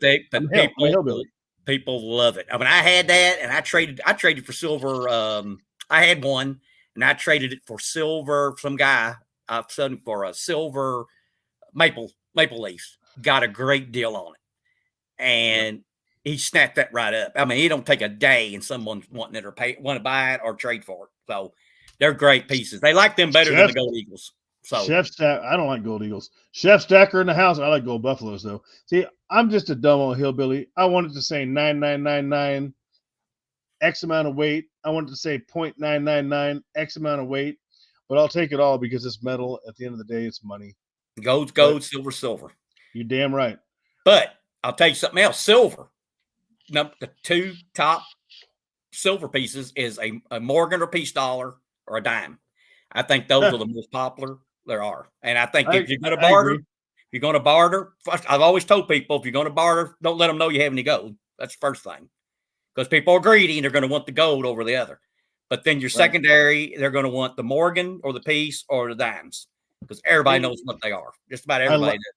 I laugh because I have a lot of dimes, not as many as I used to have. I have a lot of quarters. I have a lot of halves, both 40% and 90%. I have a lot of Morgan bars, like stamped Morgan bars and Morgan, rounds that are modeled after the Morgan. Do you know how many Morgans I actually hold? Actual Morgans in my stack? You're gonna laugh at this. I'll guess 20.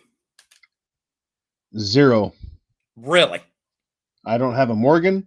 I don't have any barbers. Nope. Not because I don't like them. I just don't hold them, and I think the premiums are kind of high on them.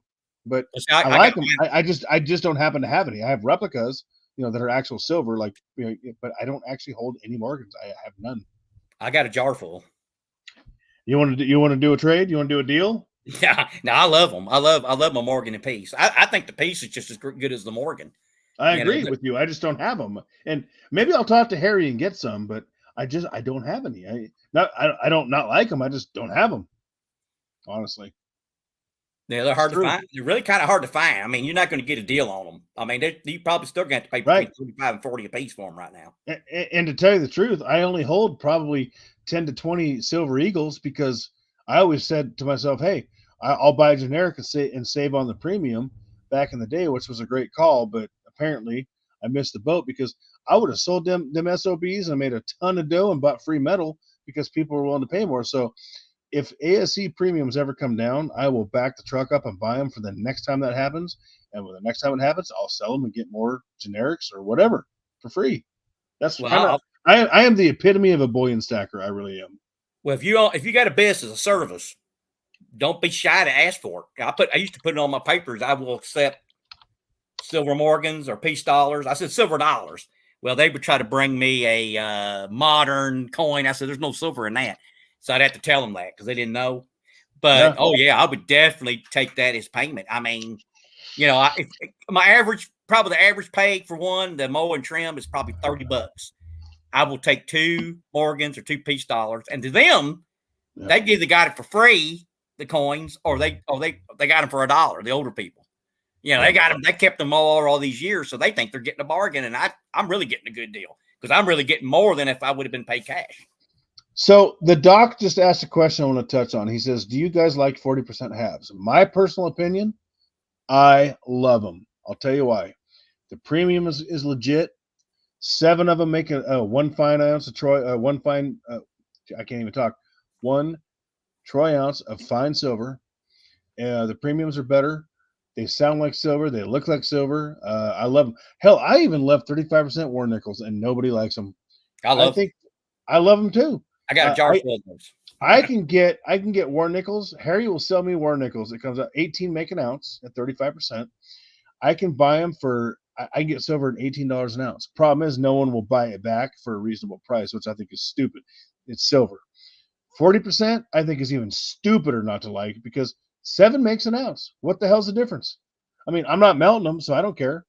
Well, I think 40% is fantastic. If silver gets as scarce as I think it's going to in the near future, I think that they're going to be lined up to buy that stuff.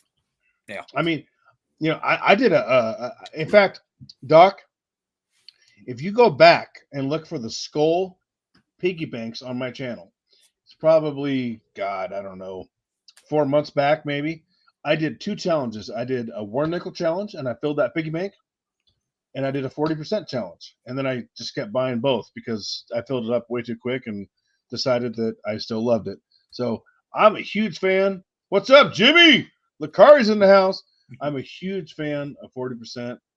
I think 35% should be more appreciated as well, personally. That's just my opinion. And I like that you like war nickels because, you know, it's still silver, man. And it's historical. It's a piece of history. And I would even call 35% constitutional because it has friggin' silver. And if you're going to go through search rolls, you know, people buy from the bank.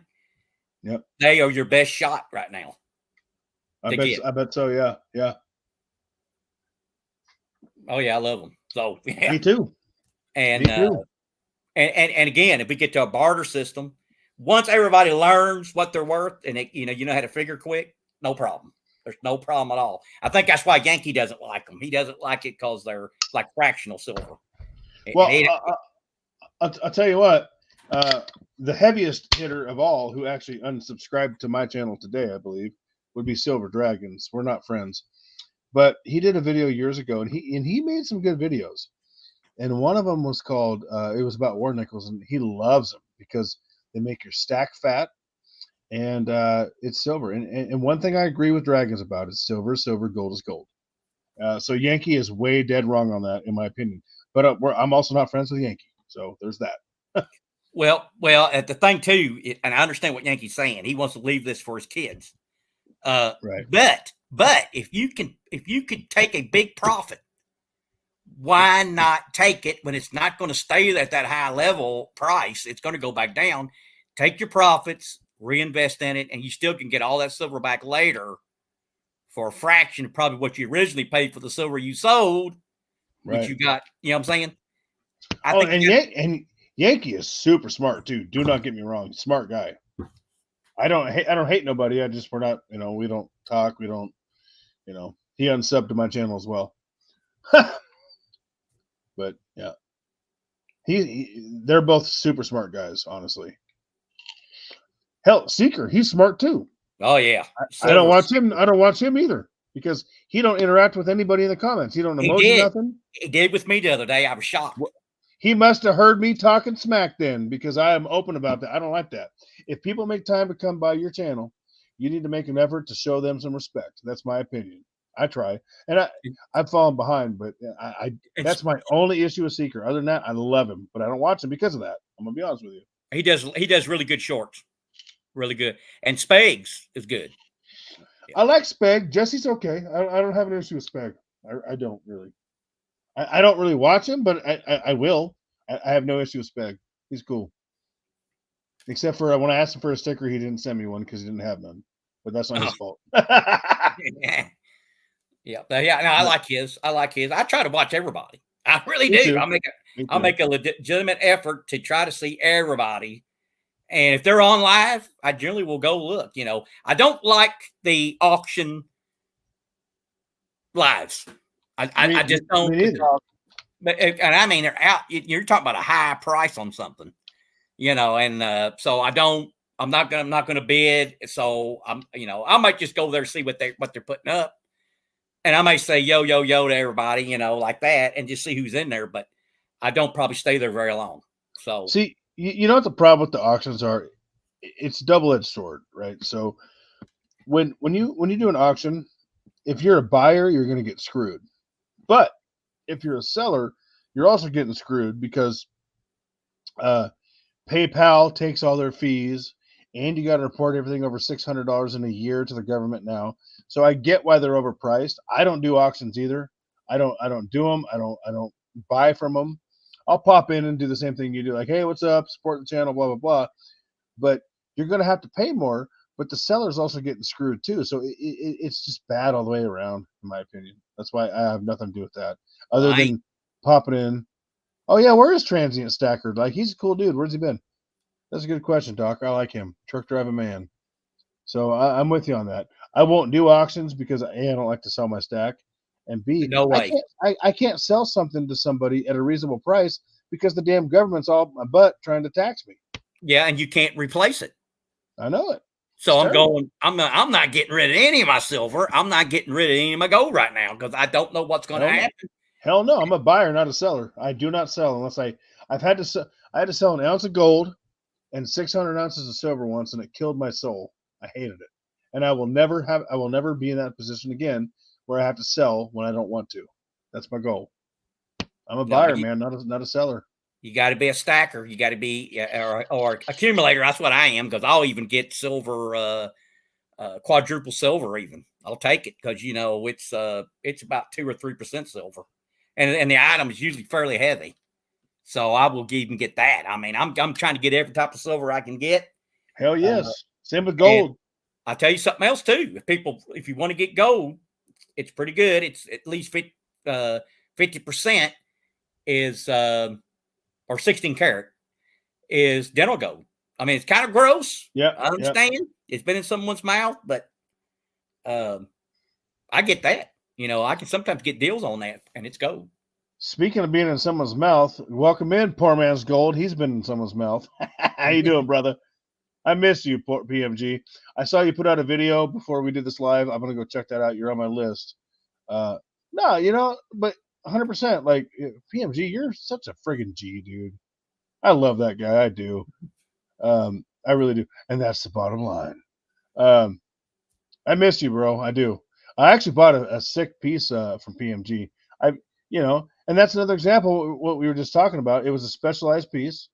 It appealed to me, so I paid more than it's quote unquote worth. And he had to charge more because he gets, anally violated by taxes and government. What are you gonna do? He says, I've had people in my mouth too. Oh, see, this is why I love this guy. I miss you, bro. I do. I hope you're Well, doing well. it could come down, and I've had this theory too, that it could be the government will suspend trade, on gold and silver.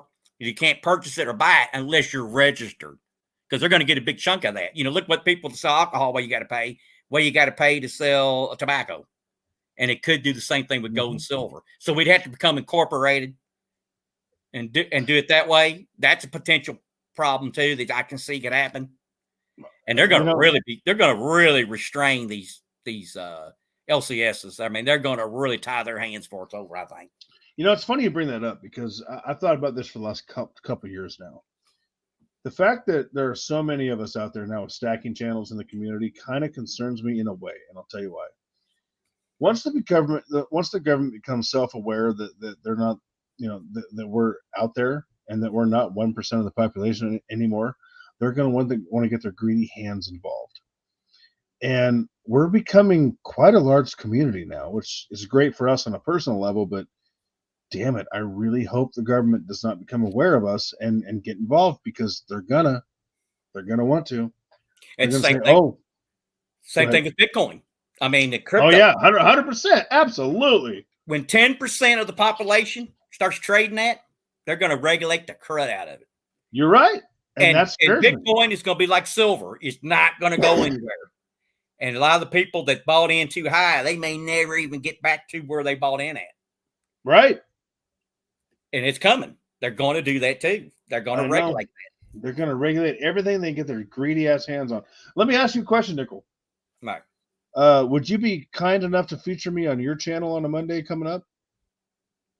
If I can get this, I guess, the StreamYard up and working, I guess.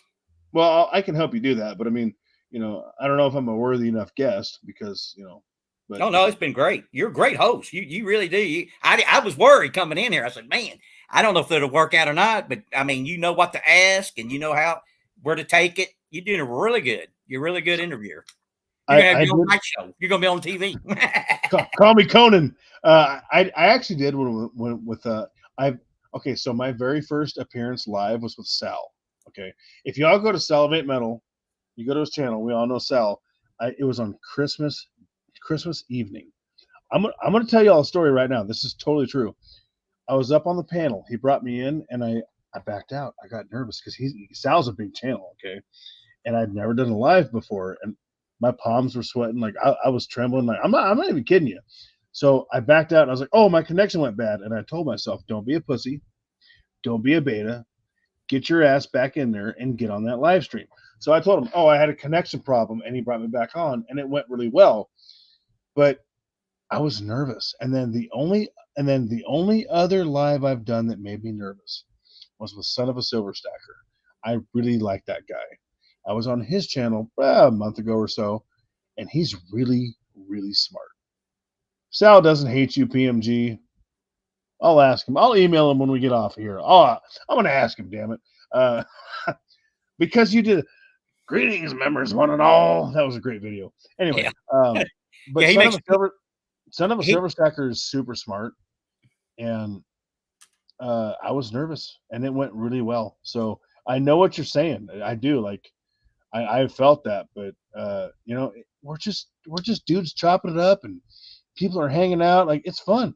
Yeah, Sal. I was when he appeared on there with Rocky on his show. I was kind of intimidated a little bit. Yeah, I don't blame you. I don't blame you. Same thing with Yankee. I mean, but Yankee's good too. He's good at interviewing you, and he plays with you, plays along. But I'd be nervous if he had me on. I'd be like, oh man, because he got so many people, and he's. Yep, I'm gonna be honest. There are some big channels I strongly dislike. I don't strongly dislike Yankee. We don't talk much. Like he is a very, very good at what he does. I don't hate the guy. We don't do a lot together, but he is very, very good. Absolutely. I agree with you. Well, if we did a show, I'd really be on politics, because I feel like maybe I'm one up on him. I may be one up on him on the politics of it and the history of it. He probably don't think that, but I mean, I think I could be even with him on. But when you come to this other kind of the financial stuff, he's a lot more knowledgeable about other financial stuff other than gold and silver. I could probably kind of be with him on that, but he knows so much more about the other financial stuff, and I feel like an idiot if I was.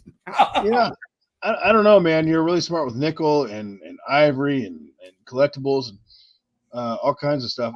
Yeah, where is Savage, Doc? That's a great question. I called him yesterday, left him a voicemail, nothing. Maybe he's mad at me. Maybe he's busy. I hope he's riding his dirt bikes. I hope he ain't mad. To answer your question, why PMG?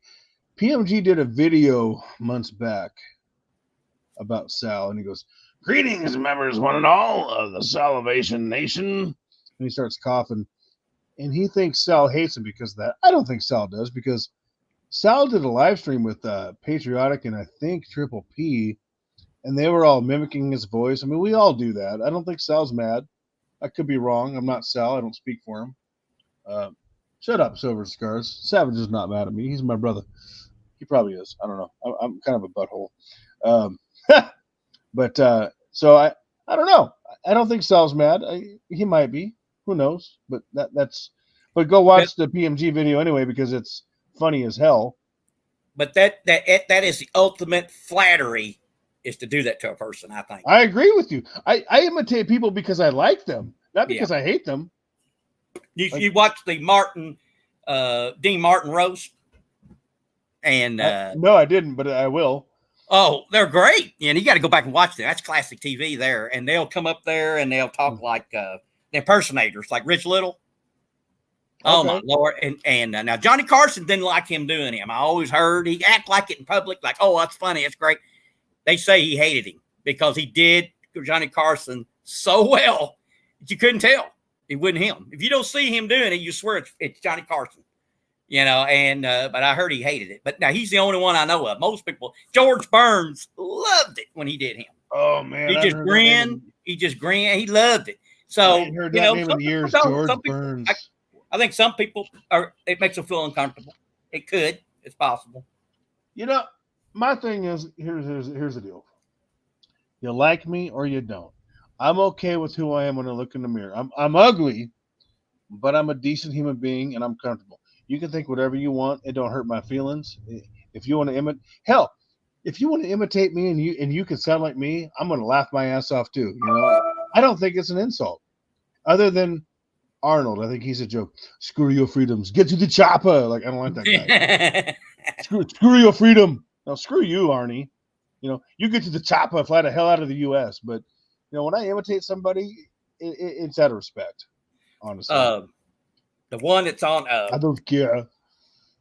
I can't think of his name now. The channel. Matthias. No, not Matthias. He's the crazy Canadian guy. Yeah, he's the guy that don't like silver. And me and Yankee actually double teamed on him in the comments. We busted his chops about that. We're like, send it to us. We'll buy it. And of course, he had nothing to say. Moppy can do. Junius Moppy. Yeah, he can do Yoda perfectly, and it sounds just like. I did not know that, but I'll tell you about Maltby. I emailed him one day, and he got back to me the next day. And my question to him was simply this: "Hey, man, I heard Chris Dwayne is coming back. A lot of people don't like Dwayne. I love him. He's extreme. He's in your face, but I love Chris Dwayne. He's too much, but he's smart." And I asked him, I'm like, "Hey, I know you all did a live stream once or twice. Do you know anything?" He's like, "I ain't heard nothing." But he did get back to me the next day. So I have nothing but respect for Junius Maltby. Solid guy as far as I can tell. Yeah, I watch him. I usually do. Yep. He's not too interactive with you. No, he's not. Not at all. But I think you have to be, if you're a member and you're a paying member, he's a little bit more friendly towards you. I understand. But, that's maybe, but I do listen to him, yeah. But I will say he did respond to my email the next day, and he was very polite and kind and answered my questions. So I got nothing bad to say about the guy. I don't. And I like Dwayne too. EMO, welcome in. I like Chris Dwayne. I liked him. I think he made a big mistake making the coins. With Silver Shield? Yeah. I will tell you, though, they are beautiful.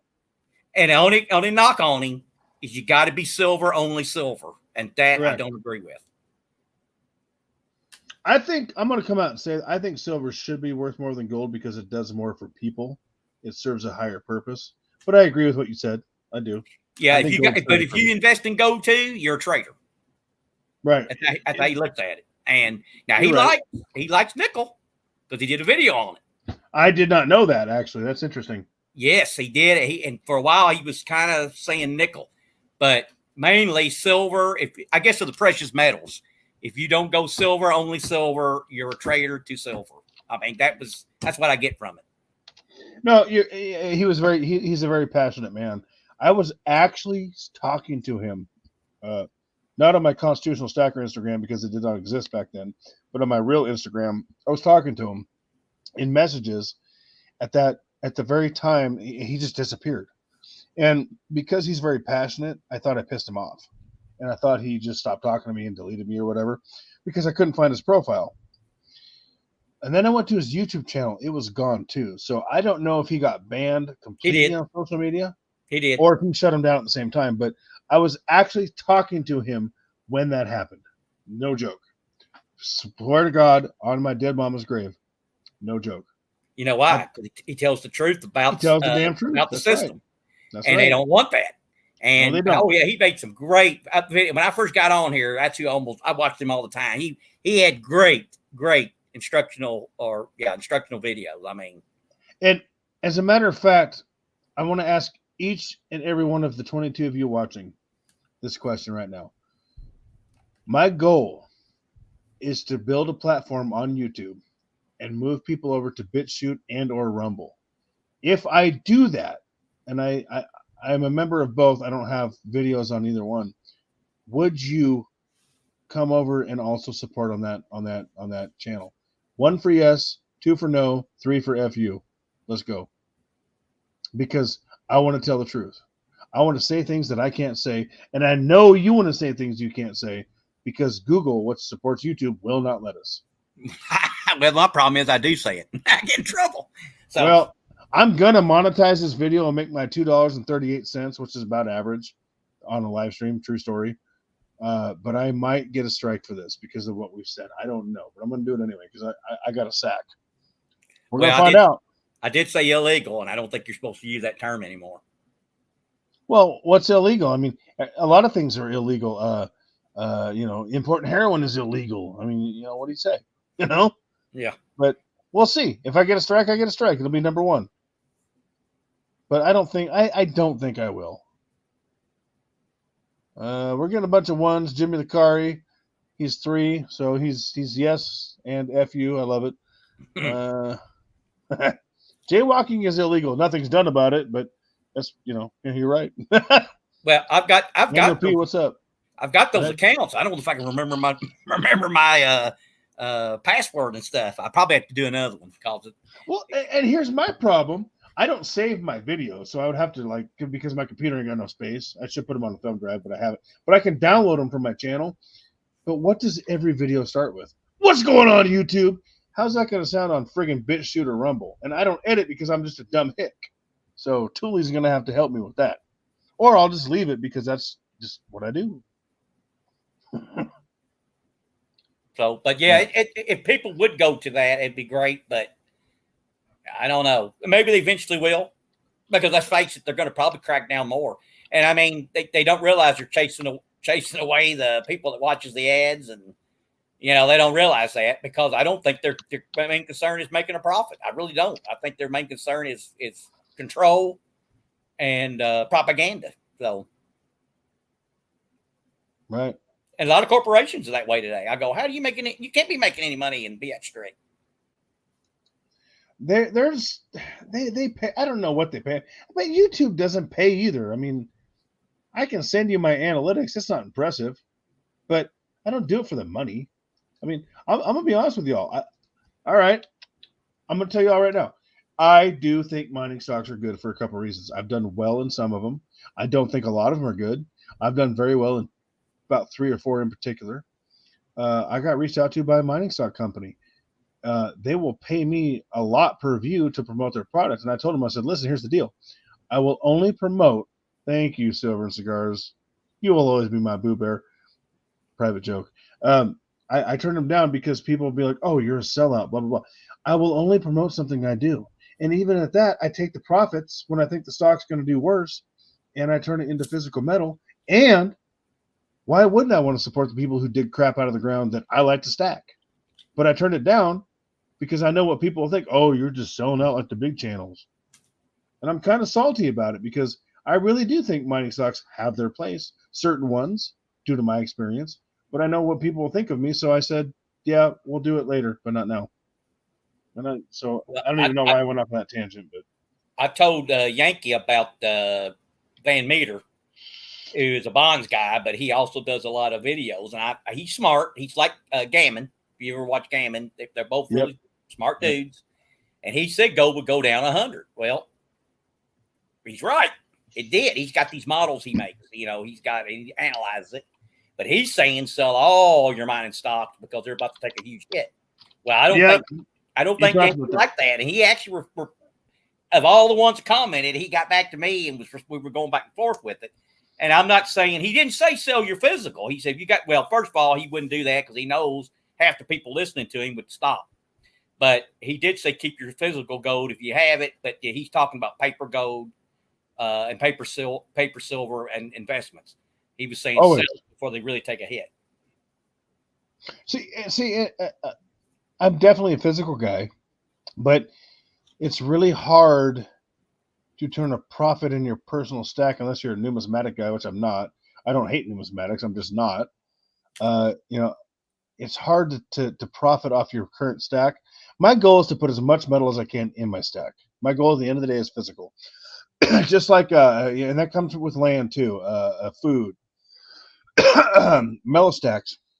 His end goal is to make money. His goal is to make money in the market and then make money and put it into physical. And we align perfectly on that. And I think mining stocks are a great way to support both communities if you're in the right ones. I've done really good with Fortuna Silver Mines. I've done really good with HYSC, I think it is, and another one I can't remember off the top of my head. And I've done crappy with the ones the big channels promote, 100%. And that's why I wouldn't promote it. But if I can support them to dig stuff out of the ground to put in my stack and get a bigger stack doing it, it's a win-win. Just like bonds that I use. I'll tell you all right now, I'm not a financial advisor. I don't believe in U.S. Treasuries. I don't believe in I bonds, even though they pay a good rate of return. I use Worthy. I make 5.5%, and I support local businesses and property. I'm happy with that. So I've divulged too much of my personal portfolio, but that's the truth. Well, I don't think banks are good to invest in. They're going to get downgraded here this next. And the banks I use Capital One, which is online only. It's paying me almost 4%. I use Wealthfront, which pays me damn near 5%, and Live Oak Bank, which is online only, just like Wealthfront, which pays me 4.5%. I think. Thank you, Liberty Bleeds. I appreciate that. But I think banks overall suck. They suck. I thought this was financial advice, he says. I'm just telling you, I'm being transparent. This is what I use. This is what I do. And, I could have, promoted the mining stocks, and I'm going to at some point. I am. But I'll only promote the ones I use because I'm going to be honest with you. I don't want to be seen like the big channels like Yankee, who may or may not hold those stocks. I don't know. I don't want to be seen as someone saying, oh, click on this link. I'm only going to tell y'all, hey, I like this company if I use them. Well, too, I'm not big. I'm not big enough yet where I can take the hit of half my subscribers saying, "Oh, this guy's a joke. He's trying to push crap. I'm out." And that's why I'm going to wait. When I hit 5K subs, I'm going to do it. But I'm only going to promote what I use and what I've done well with. And then it'll also probably make you more conservative in what you say too, because you wouldn't want to risk losing the channel. So, right, which is why you got a second channel. Yeah. Well, yeah, I know, because I'm thinking, because I thought I was dead when they went back and I got one strike, and I got the warning, and then one strike. I go, uh-oh. I just knew they were going to strike me 2 more times. Oh, and, yeah, no, they're looking to. Yeah, and they didn't. So I go, all right. I did edit that one video we was talking the other day. I noticed that. I did, because I decided they might get me on that. So I edited that. That's the first one I've edited. And it was the first time I've ever edited anything. So I had a hard time with it, but I finally figured it out. I've edited one video and it was taken out. It was on my first channel, my fitness channel. And I took 2 seconds out of the beginning because my buddy who shot the video, his voice was in it, and he's like, "Oh, take me out." So I did. And that I don't edit. And people don't believe me. I do not edit. I don't know how. I'm just a dumb old gun-toting, hard-working, metal-stacking hillbilly. Like, I don't know how to edit. I'm not good at it. I don't do it. I would like to have an intro, but I don't even know how to do that. Honestly. Well, I think don't you have to have software to do all that stuff extra? Probably. Well, that's what my question is. This is what I like to ask Yankee if we could do it, and he probably wouldn't want to say it in public. How much did you pay to get this all set up? And what I'm saying is, I'm sure he pays. He has membership through YouTube. I'm sure he paid everything that you could pay. They've got different things you can buy. He probably had to get separate software. He's got all the equipment that he's got to have. And I just wonder what all of his initial costs are that he went ahead and put into it to build up what he's built up to now. I just wonder about that. Well, I'll tell you from my perspective. I don't use a phone to film. I have an Android that cost me $250. It was new a year ago, but it's actually not bad. That I don't like shorts. I think it's a terrible way to build a channel, because you'll never get monetized that way. Just so y'all know. B, the audio is not the same. So I bought a Sony. It's 1080. It's not no 4K. I spent $300 on that. Let's see. I got two filming light rings that cost me about $30 a pop. I'm missing something. I had to buy a new computer because my old computer was just too damn slow. I put about $1,000 into this channel before I ever got monetized. And if you think in the last 8 weeks since I've been monetized that I've made that back, you are sadly mistaken. I have not. It's not about the money. It's about the message. And if I can make some money to spread that message, I am absolutely okay with that. But I will never sell out my integrity to do so. You know what I mean? And I never want to be seen that way. I like the community part. I just go crazy on that. Have you seen some of my questions on there? On what? Community. On the tab? Oh yeah, absolutely. Did you say I've asked them pretty they haven't said a word to me. So I'm going, I guess they don't really crack down on you on the community part if you ask it the question. But they might later. See, they come back after you later. That's what they do sometimes. Well, I got one question. I can't believe they haven't said anything to me on.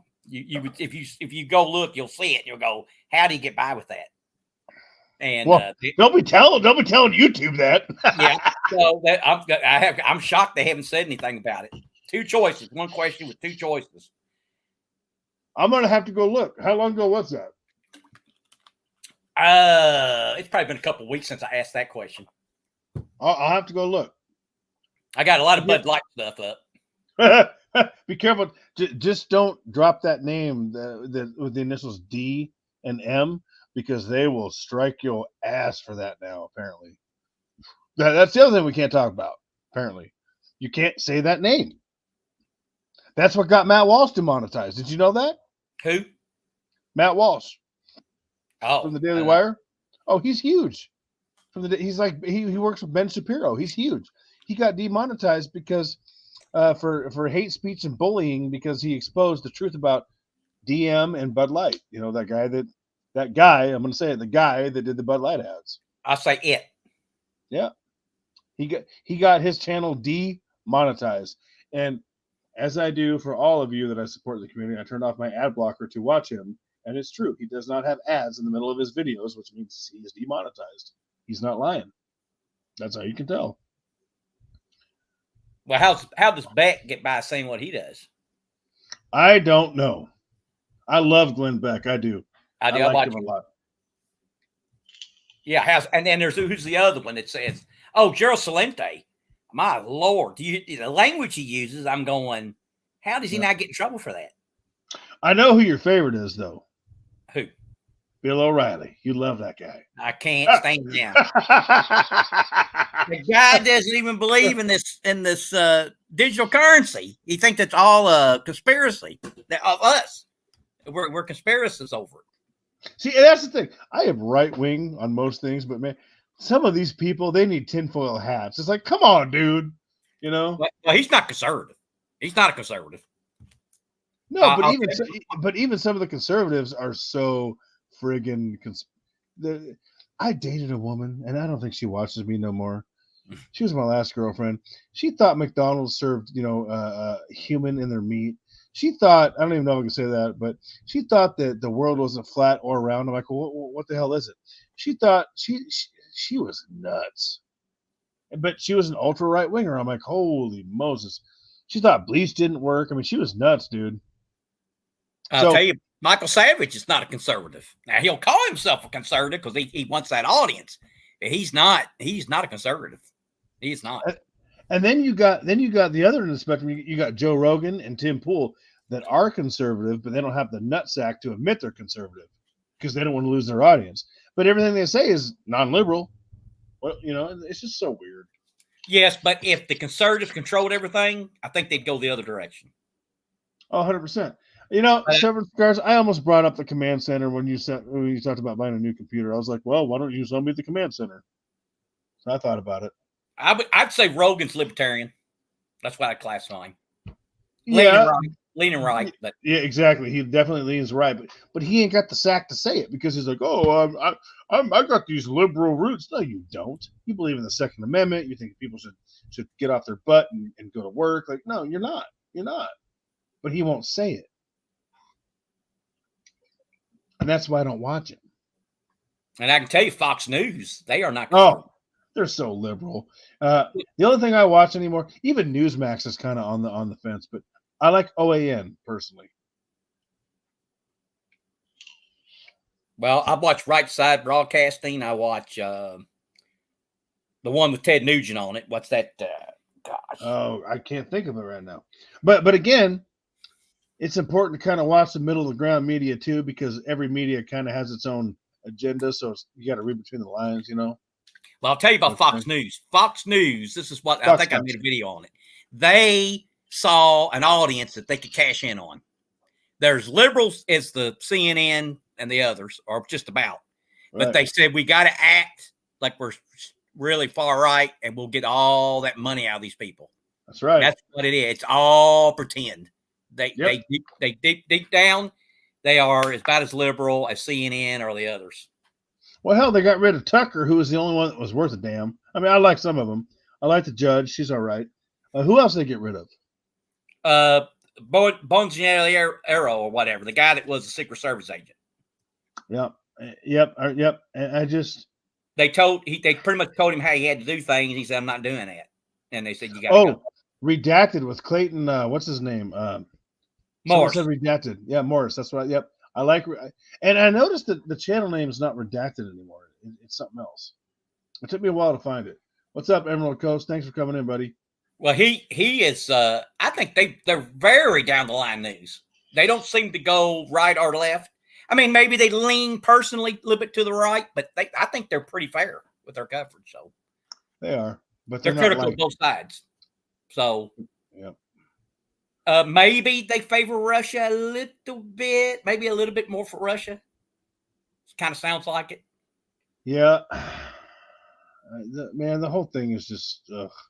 Hey, Emerald. I have not been to the P.O.Box. I know I have something from Thule that arrived today, I hope. And did you ever send out that giveaway I won? I don't know. If you did, cool. If you didn't, that's fine too. But I haven't been down there. I need to get my lazy bones down there tomorrow. Just wondering. I got to go look. And you'll be. Silver Journey sent me something. I think I got to go. Last time I looked, it wasn't in there, but I got to go back and look.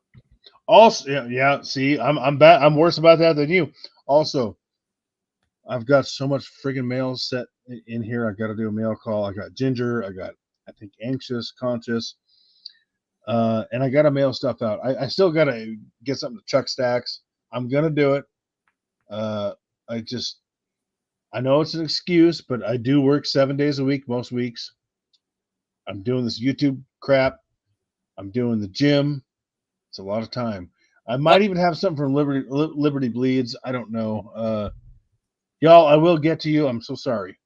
What's the stickers? How much they cost and stuff? See, I've never done stickers. I'd have to design something to do it. So. That's my other issue. So I think I'm trying to remember. I got to order more stickers. I think you can get 50 for $30, and I think it's like, I don't know. It's done through a Sticker Mule. Flatland Racer will hook you up with a killer design. He's kind of weird sometimes, but he's cool. So So I like Cornelius, but I can't do that. That would be I'd get sued out of my britches. no, you could do that. I think. I think it's copyrighted.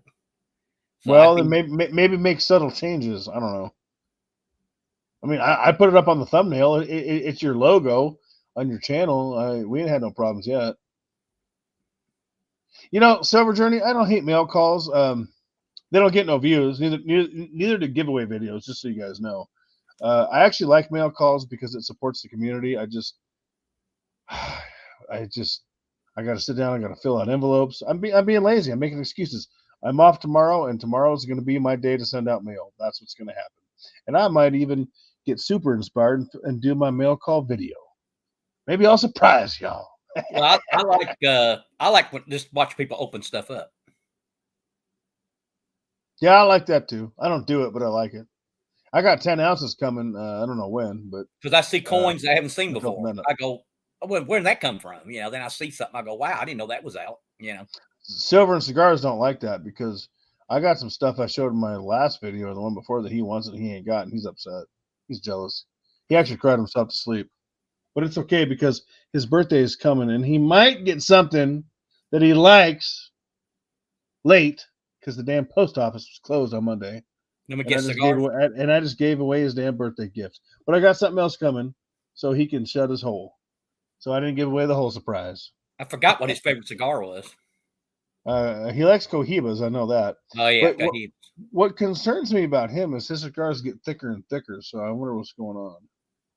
I don't even know how you get that crap in your mouth, buddy. I would choke. well, Cahibas, they make some huge cigars. I mean, well, what's funny? Did y'all ever see the video, the movie with Travolta called "From Paris with Love"? It was actually a damn good movie. It was not that old. He pulls out a 45 in the out of the back of his car. He's like, "This thing will make a smoke trail bigger than a Cohiba," and I had no damn idea what that meant until Silver and Cigars started talking about Cohibas. well, they make great. I figured it was a cigar, but I didn't really know. And I learned this like a week ago. I was like, okay, that makes more sense. I think they make lighters too, don't they? I mean, they make some great lighters. So I don't know. I wonder this. Is he still in here? Yeah, he is. I'm going to ask him, does he light his cigar with a torch lighter or does he light it with a match? He uses a friggin' lighter, and that kind of makes me question him a little bit. It changes the flavor. Did he know that? Ain't you supposed to use a match and let it burn for a couple seconds so the sulfur doesn't change it? Right. Match is the best way to light a cigar. He uses them damn butane windproof torch lighters. I'm like, what are you doing, cigars? I'm not a cigar smoker, but I've smoked a few, and I know that. Yeah, it does. It does change the taste on them. I've heard that. It's weird. Talk to us, cigars. You want a match? I'll send you some matches with your birthday gift. I will. I got you, buddy. Because I love you. You're a homie. Does he smoke pipe? I don't know. Man, you can get some really great aromas with pipe. I used to do it. According to a recent live stream, I think we both do. He'll get that joke. Yeah. Well, I used to do all that, but I kind of cut back. They got so expensive. You know, would you rather have that or silver or gold? So I kind of changed my priorities. But oh man, I used to get some really good stuff for pipes. I mean, all kinds of flavored tobacco for pipes and stuff.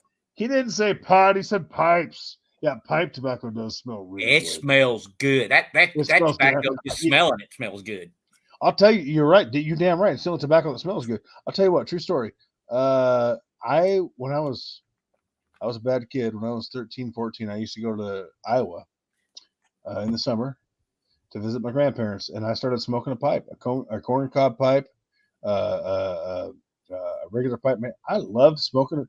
I was smoking old man stuff when I was like, a teenager. I loved it. It smells so damn good. It's the only kind of tobacco that actually smells good besides the black and mild. That smells pretty good too. Well, you can mix them. You can mix the different flavors and make your own. Oh, yeah. I like the cherry ones a lot. Those are good. Vanilla. The Monopoly guy. Vanilla. Yes. Another one. Whiskey. Who am I? He goes, pipes. Who am I? The Monopoly guy? That's funny. So The bigger the Yeah. bowl, the better, because it'll last you longer. Oh yeah, I agree with Emerald. Cherry tobacco in a pipe is nice. He's right. Vanilla, I agree with you. Chocolate? I ain't never smoked no chocolate, but my Yeah. buddy that was from Evansville, Indiana, that I talked about earlier, that decided to call it quits in life. We both went from cigarettes to vaping. It saved my life. But he had this whiskey vanilla vape juice. Man, it tasted like whiskey and vanilla. It was phenomenal. It's good stuff. With a hint of tobacco. It's good stuff. I liked it a lot. Anyway, Silver and Cigars, your gift is coming. It's going to be late. I apologize. But it's the thought that counts, buddy. Jimmy the car is all about 420. Steph Stacker says, I prefer the reefer in my pipe. LOL. Come to Oregon, buddy. They'll love you. They'll love you. I'm about ready to cook some dinner. What are you thinking there, Nickel? Yeah, we've been going pretty good at this, and it's been pretty much full. There's no pauses. We went straight through in 2 hours, 15 minutes, 51 seconds. So I'm scared of that too. I said, man, we're going to get on here, get 30 minutes in, and we're just going to be like what we talk about now. But we went one thing to the other. Well, you better start brainstorming, because I've got a couple. Mondays are kind of my live stream nights. Usually today's because I actually canceled on my gym guy tonight, because I'm like, listen, something happened last night on my live stream night. I got to make it right.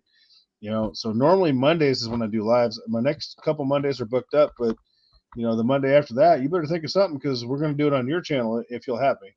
Well, there's always some issue that comes up. We could maybe home in on that. There's always something coming up on some issue, something happening in silver and gold, or something, or some new law, or something. Absolutely. And maybe, down the road we can, do this more often and get some other people up on the panel. I don't like going over more than 3 or 4, because it's hard to do a live stream with 2 people, with 2 guys not talking over each other, let alone 4, 5, 6. That's a nightmare.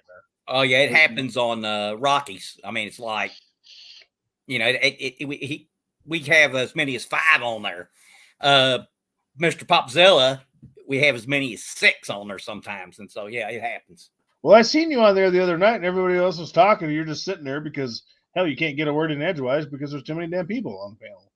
It's great. I love going on there and talking about music. It's great. I like old Pops. He rolls late at night, and I'll pop in there when I get home from a late out at work, and I'll just hang out for an hour or so and chop it up. Well, if he has, I don't know how he don't have 10,000 people. I mean, and then it would really be something, because it's great. They really know music. Me and him. I mean, he's not as old as me. I don't think. I thought he might be older. I don't think he's old as me. And I'm going, man, how do you know that? How do you know that group? I mean, that's way back in the day. I don't know how old he is, but before you go, Thule, are you still here? I gotta tell you something. You and I need to do a live stream. I've thrown that out there. You better not do it with someone else before you do it with me. That's all I'm saying, Thule. You better hear that. You better be here to hear that. Just saying. All right, go ahead. I'm going to shut my hole. I just had to get that out before she bails. So, well, again, that's one thing. I can't find no basketball people. The medals people are not basketball people for the most part. One, I think, we'll talk about basketball or something. And it so happens he's an IU fan like I am. And so we really had a good conversation one day on all that. But I used to be when I was younger. I was huge into basketball. I played it for years. But I don't like pro much. Pro, there's no defense. I don't like it. I like college. So both men and women. Women, they're coming along now. I mean, I'll tell you that the NCAA tournament, the women's was far better than the men's this year. Far better. And the Final Four was a lot better. And they said they might get higher ratings than the men even. Well, I mean, don't get me wrong. There ain't nothing I like more, Silver Cigars knows this, than sweaty athletic women doing sweaty things. Like working out, being active. I think that is sexy. So I'm all about that. I'd probably rather watch a bunch of women get sweaty and competitive than men. but that's just the alpha in me, I guess. Just saying. Well, if Y'all they ever use, seen volleyball? You know what I'm talking about. I like watching. I do like what I like softball, women's softball. I love watching it. And I actually kind of do too now. I mean, I never had time for it when I was younger, but those girls go at it, man. Like they're competitive. I saw one catch. I put it on my YouTube. No, I put it on my Facebook. It was one of the greatest catches I've ever seen in my life, and she made it. And I mean, she covered ground like you wouldn't believe. She must be like Willie Mays' great granddaughter or something. And she hit her head on the fence and caught the ball, hung on to the ball, and it was one of the great. I'd say all time top 10 catches. She's in there, and she plays for I think Oklahoma. Oklahoma is the softball team to deal with. They are the best. They've been the best for like last 3 or 4 years in college softball. So you see Oklahoma highlights, you know why. They are good. Absolutely. And Midnight, I couldn't agree more. Women's beach volleyball, that is the best sport ever created. Oh, and women's bodybuilding, I'd say not to a certain degree, but like in the No, middle. No, can't go for it. I'm not talking IFBB bodybuilders. I'm talking wellness. I'm talking bikini. I'm talking the sport. Where they're lean and feminine. Oh, buddy. Not when they look like dudes. I ain't about that. This Oh, softball, volleyball, and basketball. That's about the only things. I mean, I'm not into field hockey and all that other crud they got, but that, So You're right, Silver Cigars. All right, so do me a favor, y'all. The 13 that are here.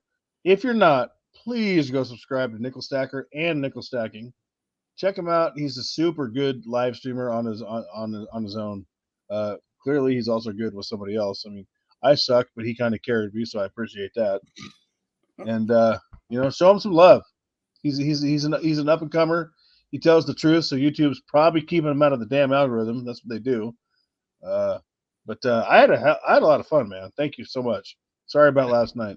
I did too. And I really, it turned out great. I mean, so I didn't know, I did not know. I thought I might not be able to come through and I would, wouldn't be able to, but everything we talked about, it was pretty good. I didn't know for sure how it would go, but it did good. It was right directions. One thing I learned is, A, I knew you'd probably carry me, and that's what happened. And B, I learned that, you don't go into it scripting anything. You have maybe a general idea what you might want to touch on, and half the time you do, half the time you don't, half the time you're in the middle. But that's 3 halves. But Oh, I think we could go another 3 hours now if we try. I agree. I agree, and I just feel like that's how I rock. Maybe I'm like you. I turn the camera on, I let it rip, and it comes out how it comes out. It seems to work. So let's do another 3 hours on your channel next time. What the hell? Get you some watch time. What do you think? Yeah, I think that sounds pretty good. I'll try to work on that and see what I can come up with on it. I'll try this StreamYard and see if I'll probably have to re-sign up. So, all right. But I mean, I think I have an account. I just can't, I just never hardly ever. I was going to do it instead of YouTube, and then I said, no, I'll just go and do YouTube. I hear that don't work so well. I ain't never tried it, but I use StreamYard. It works good.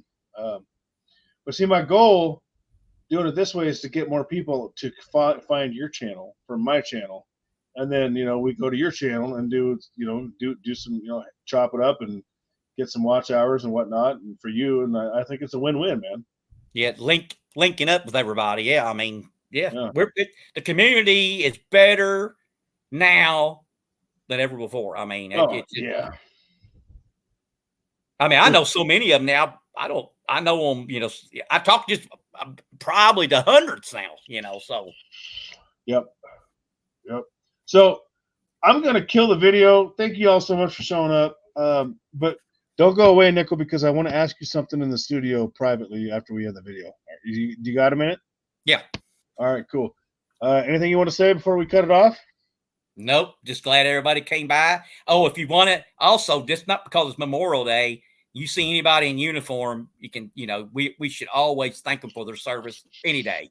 Every day's Memorial Day. So you're damn right. Hug a veteran and keep stacking. Keep packing, stacking and packing. That's even better.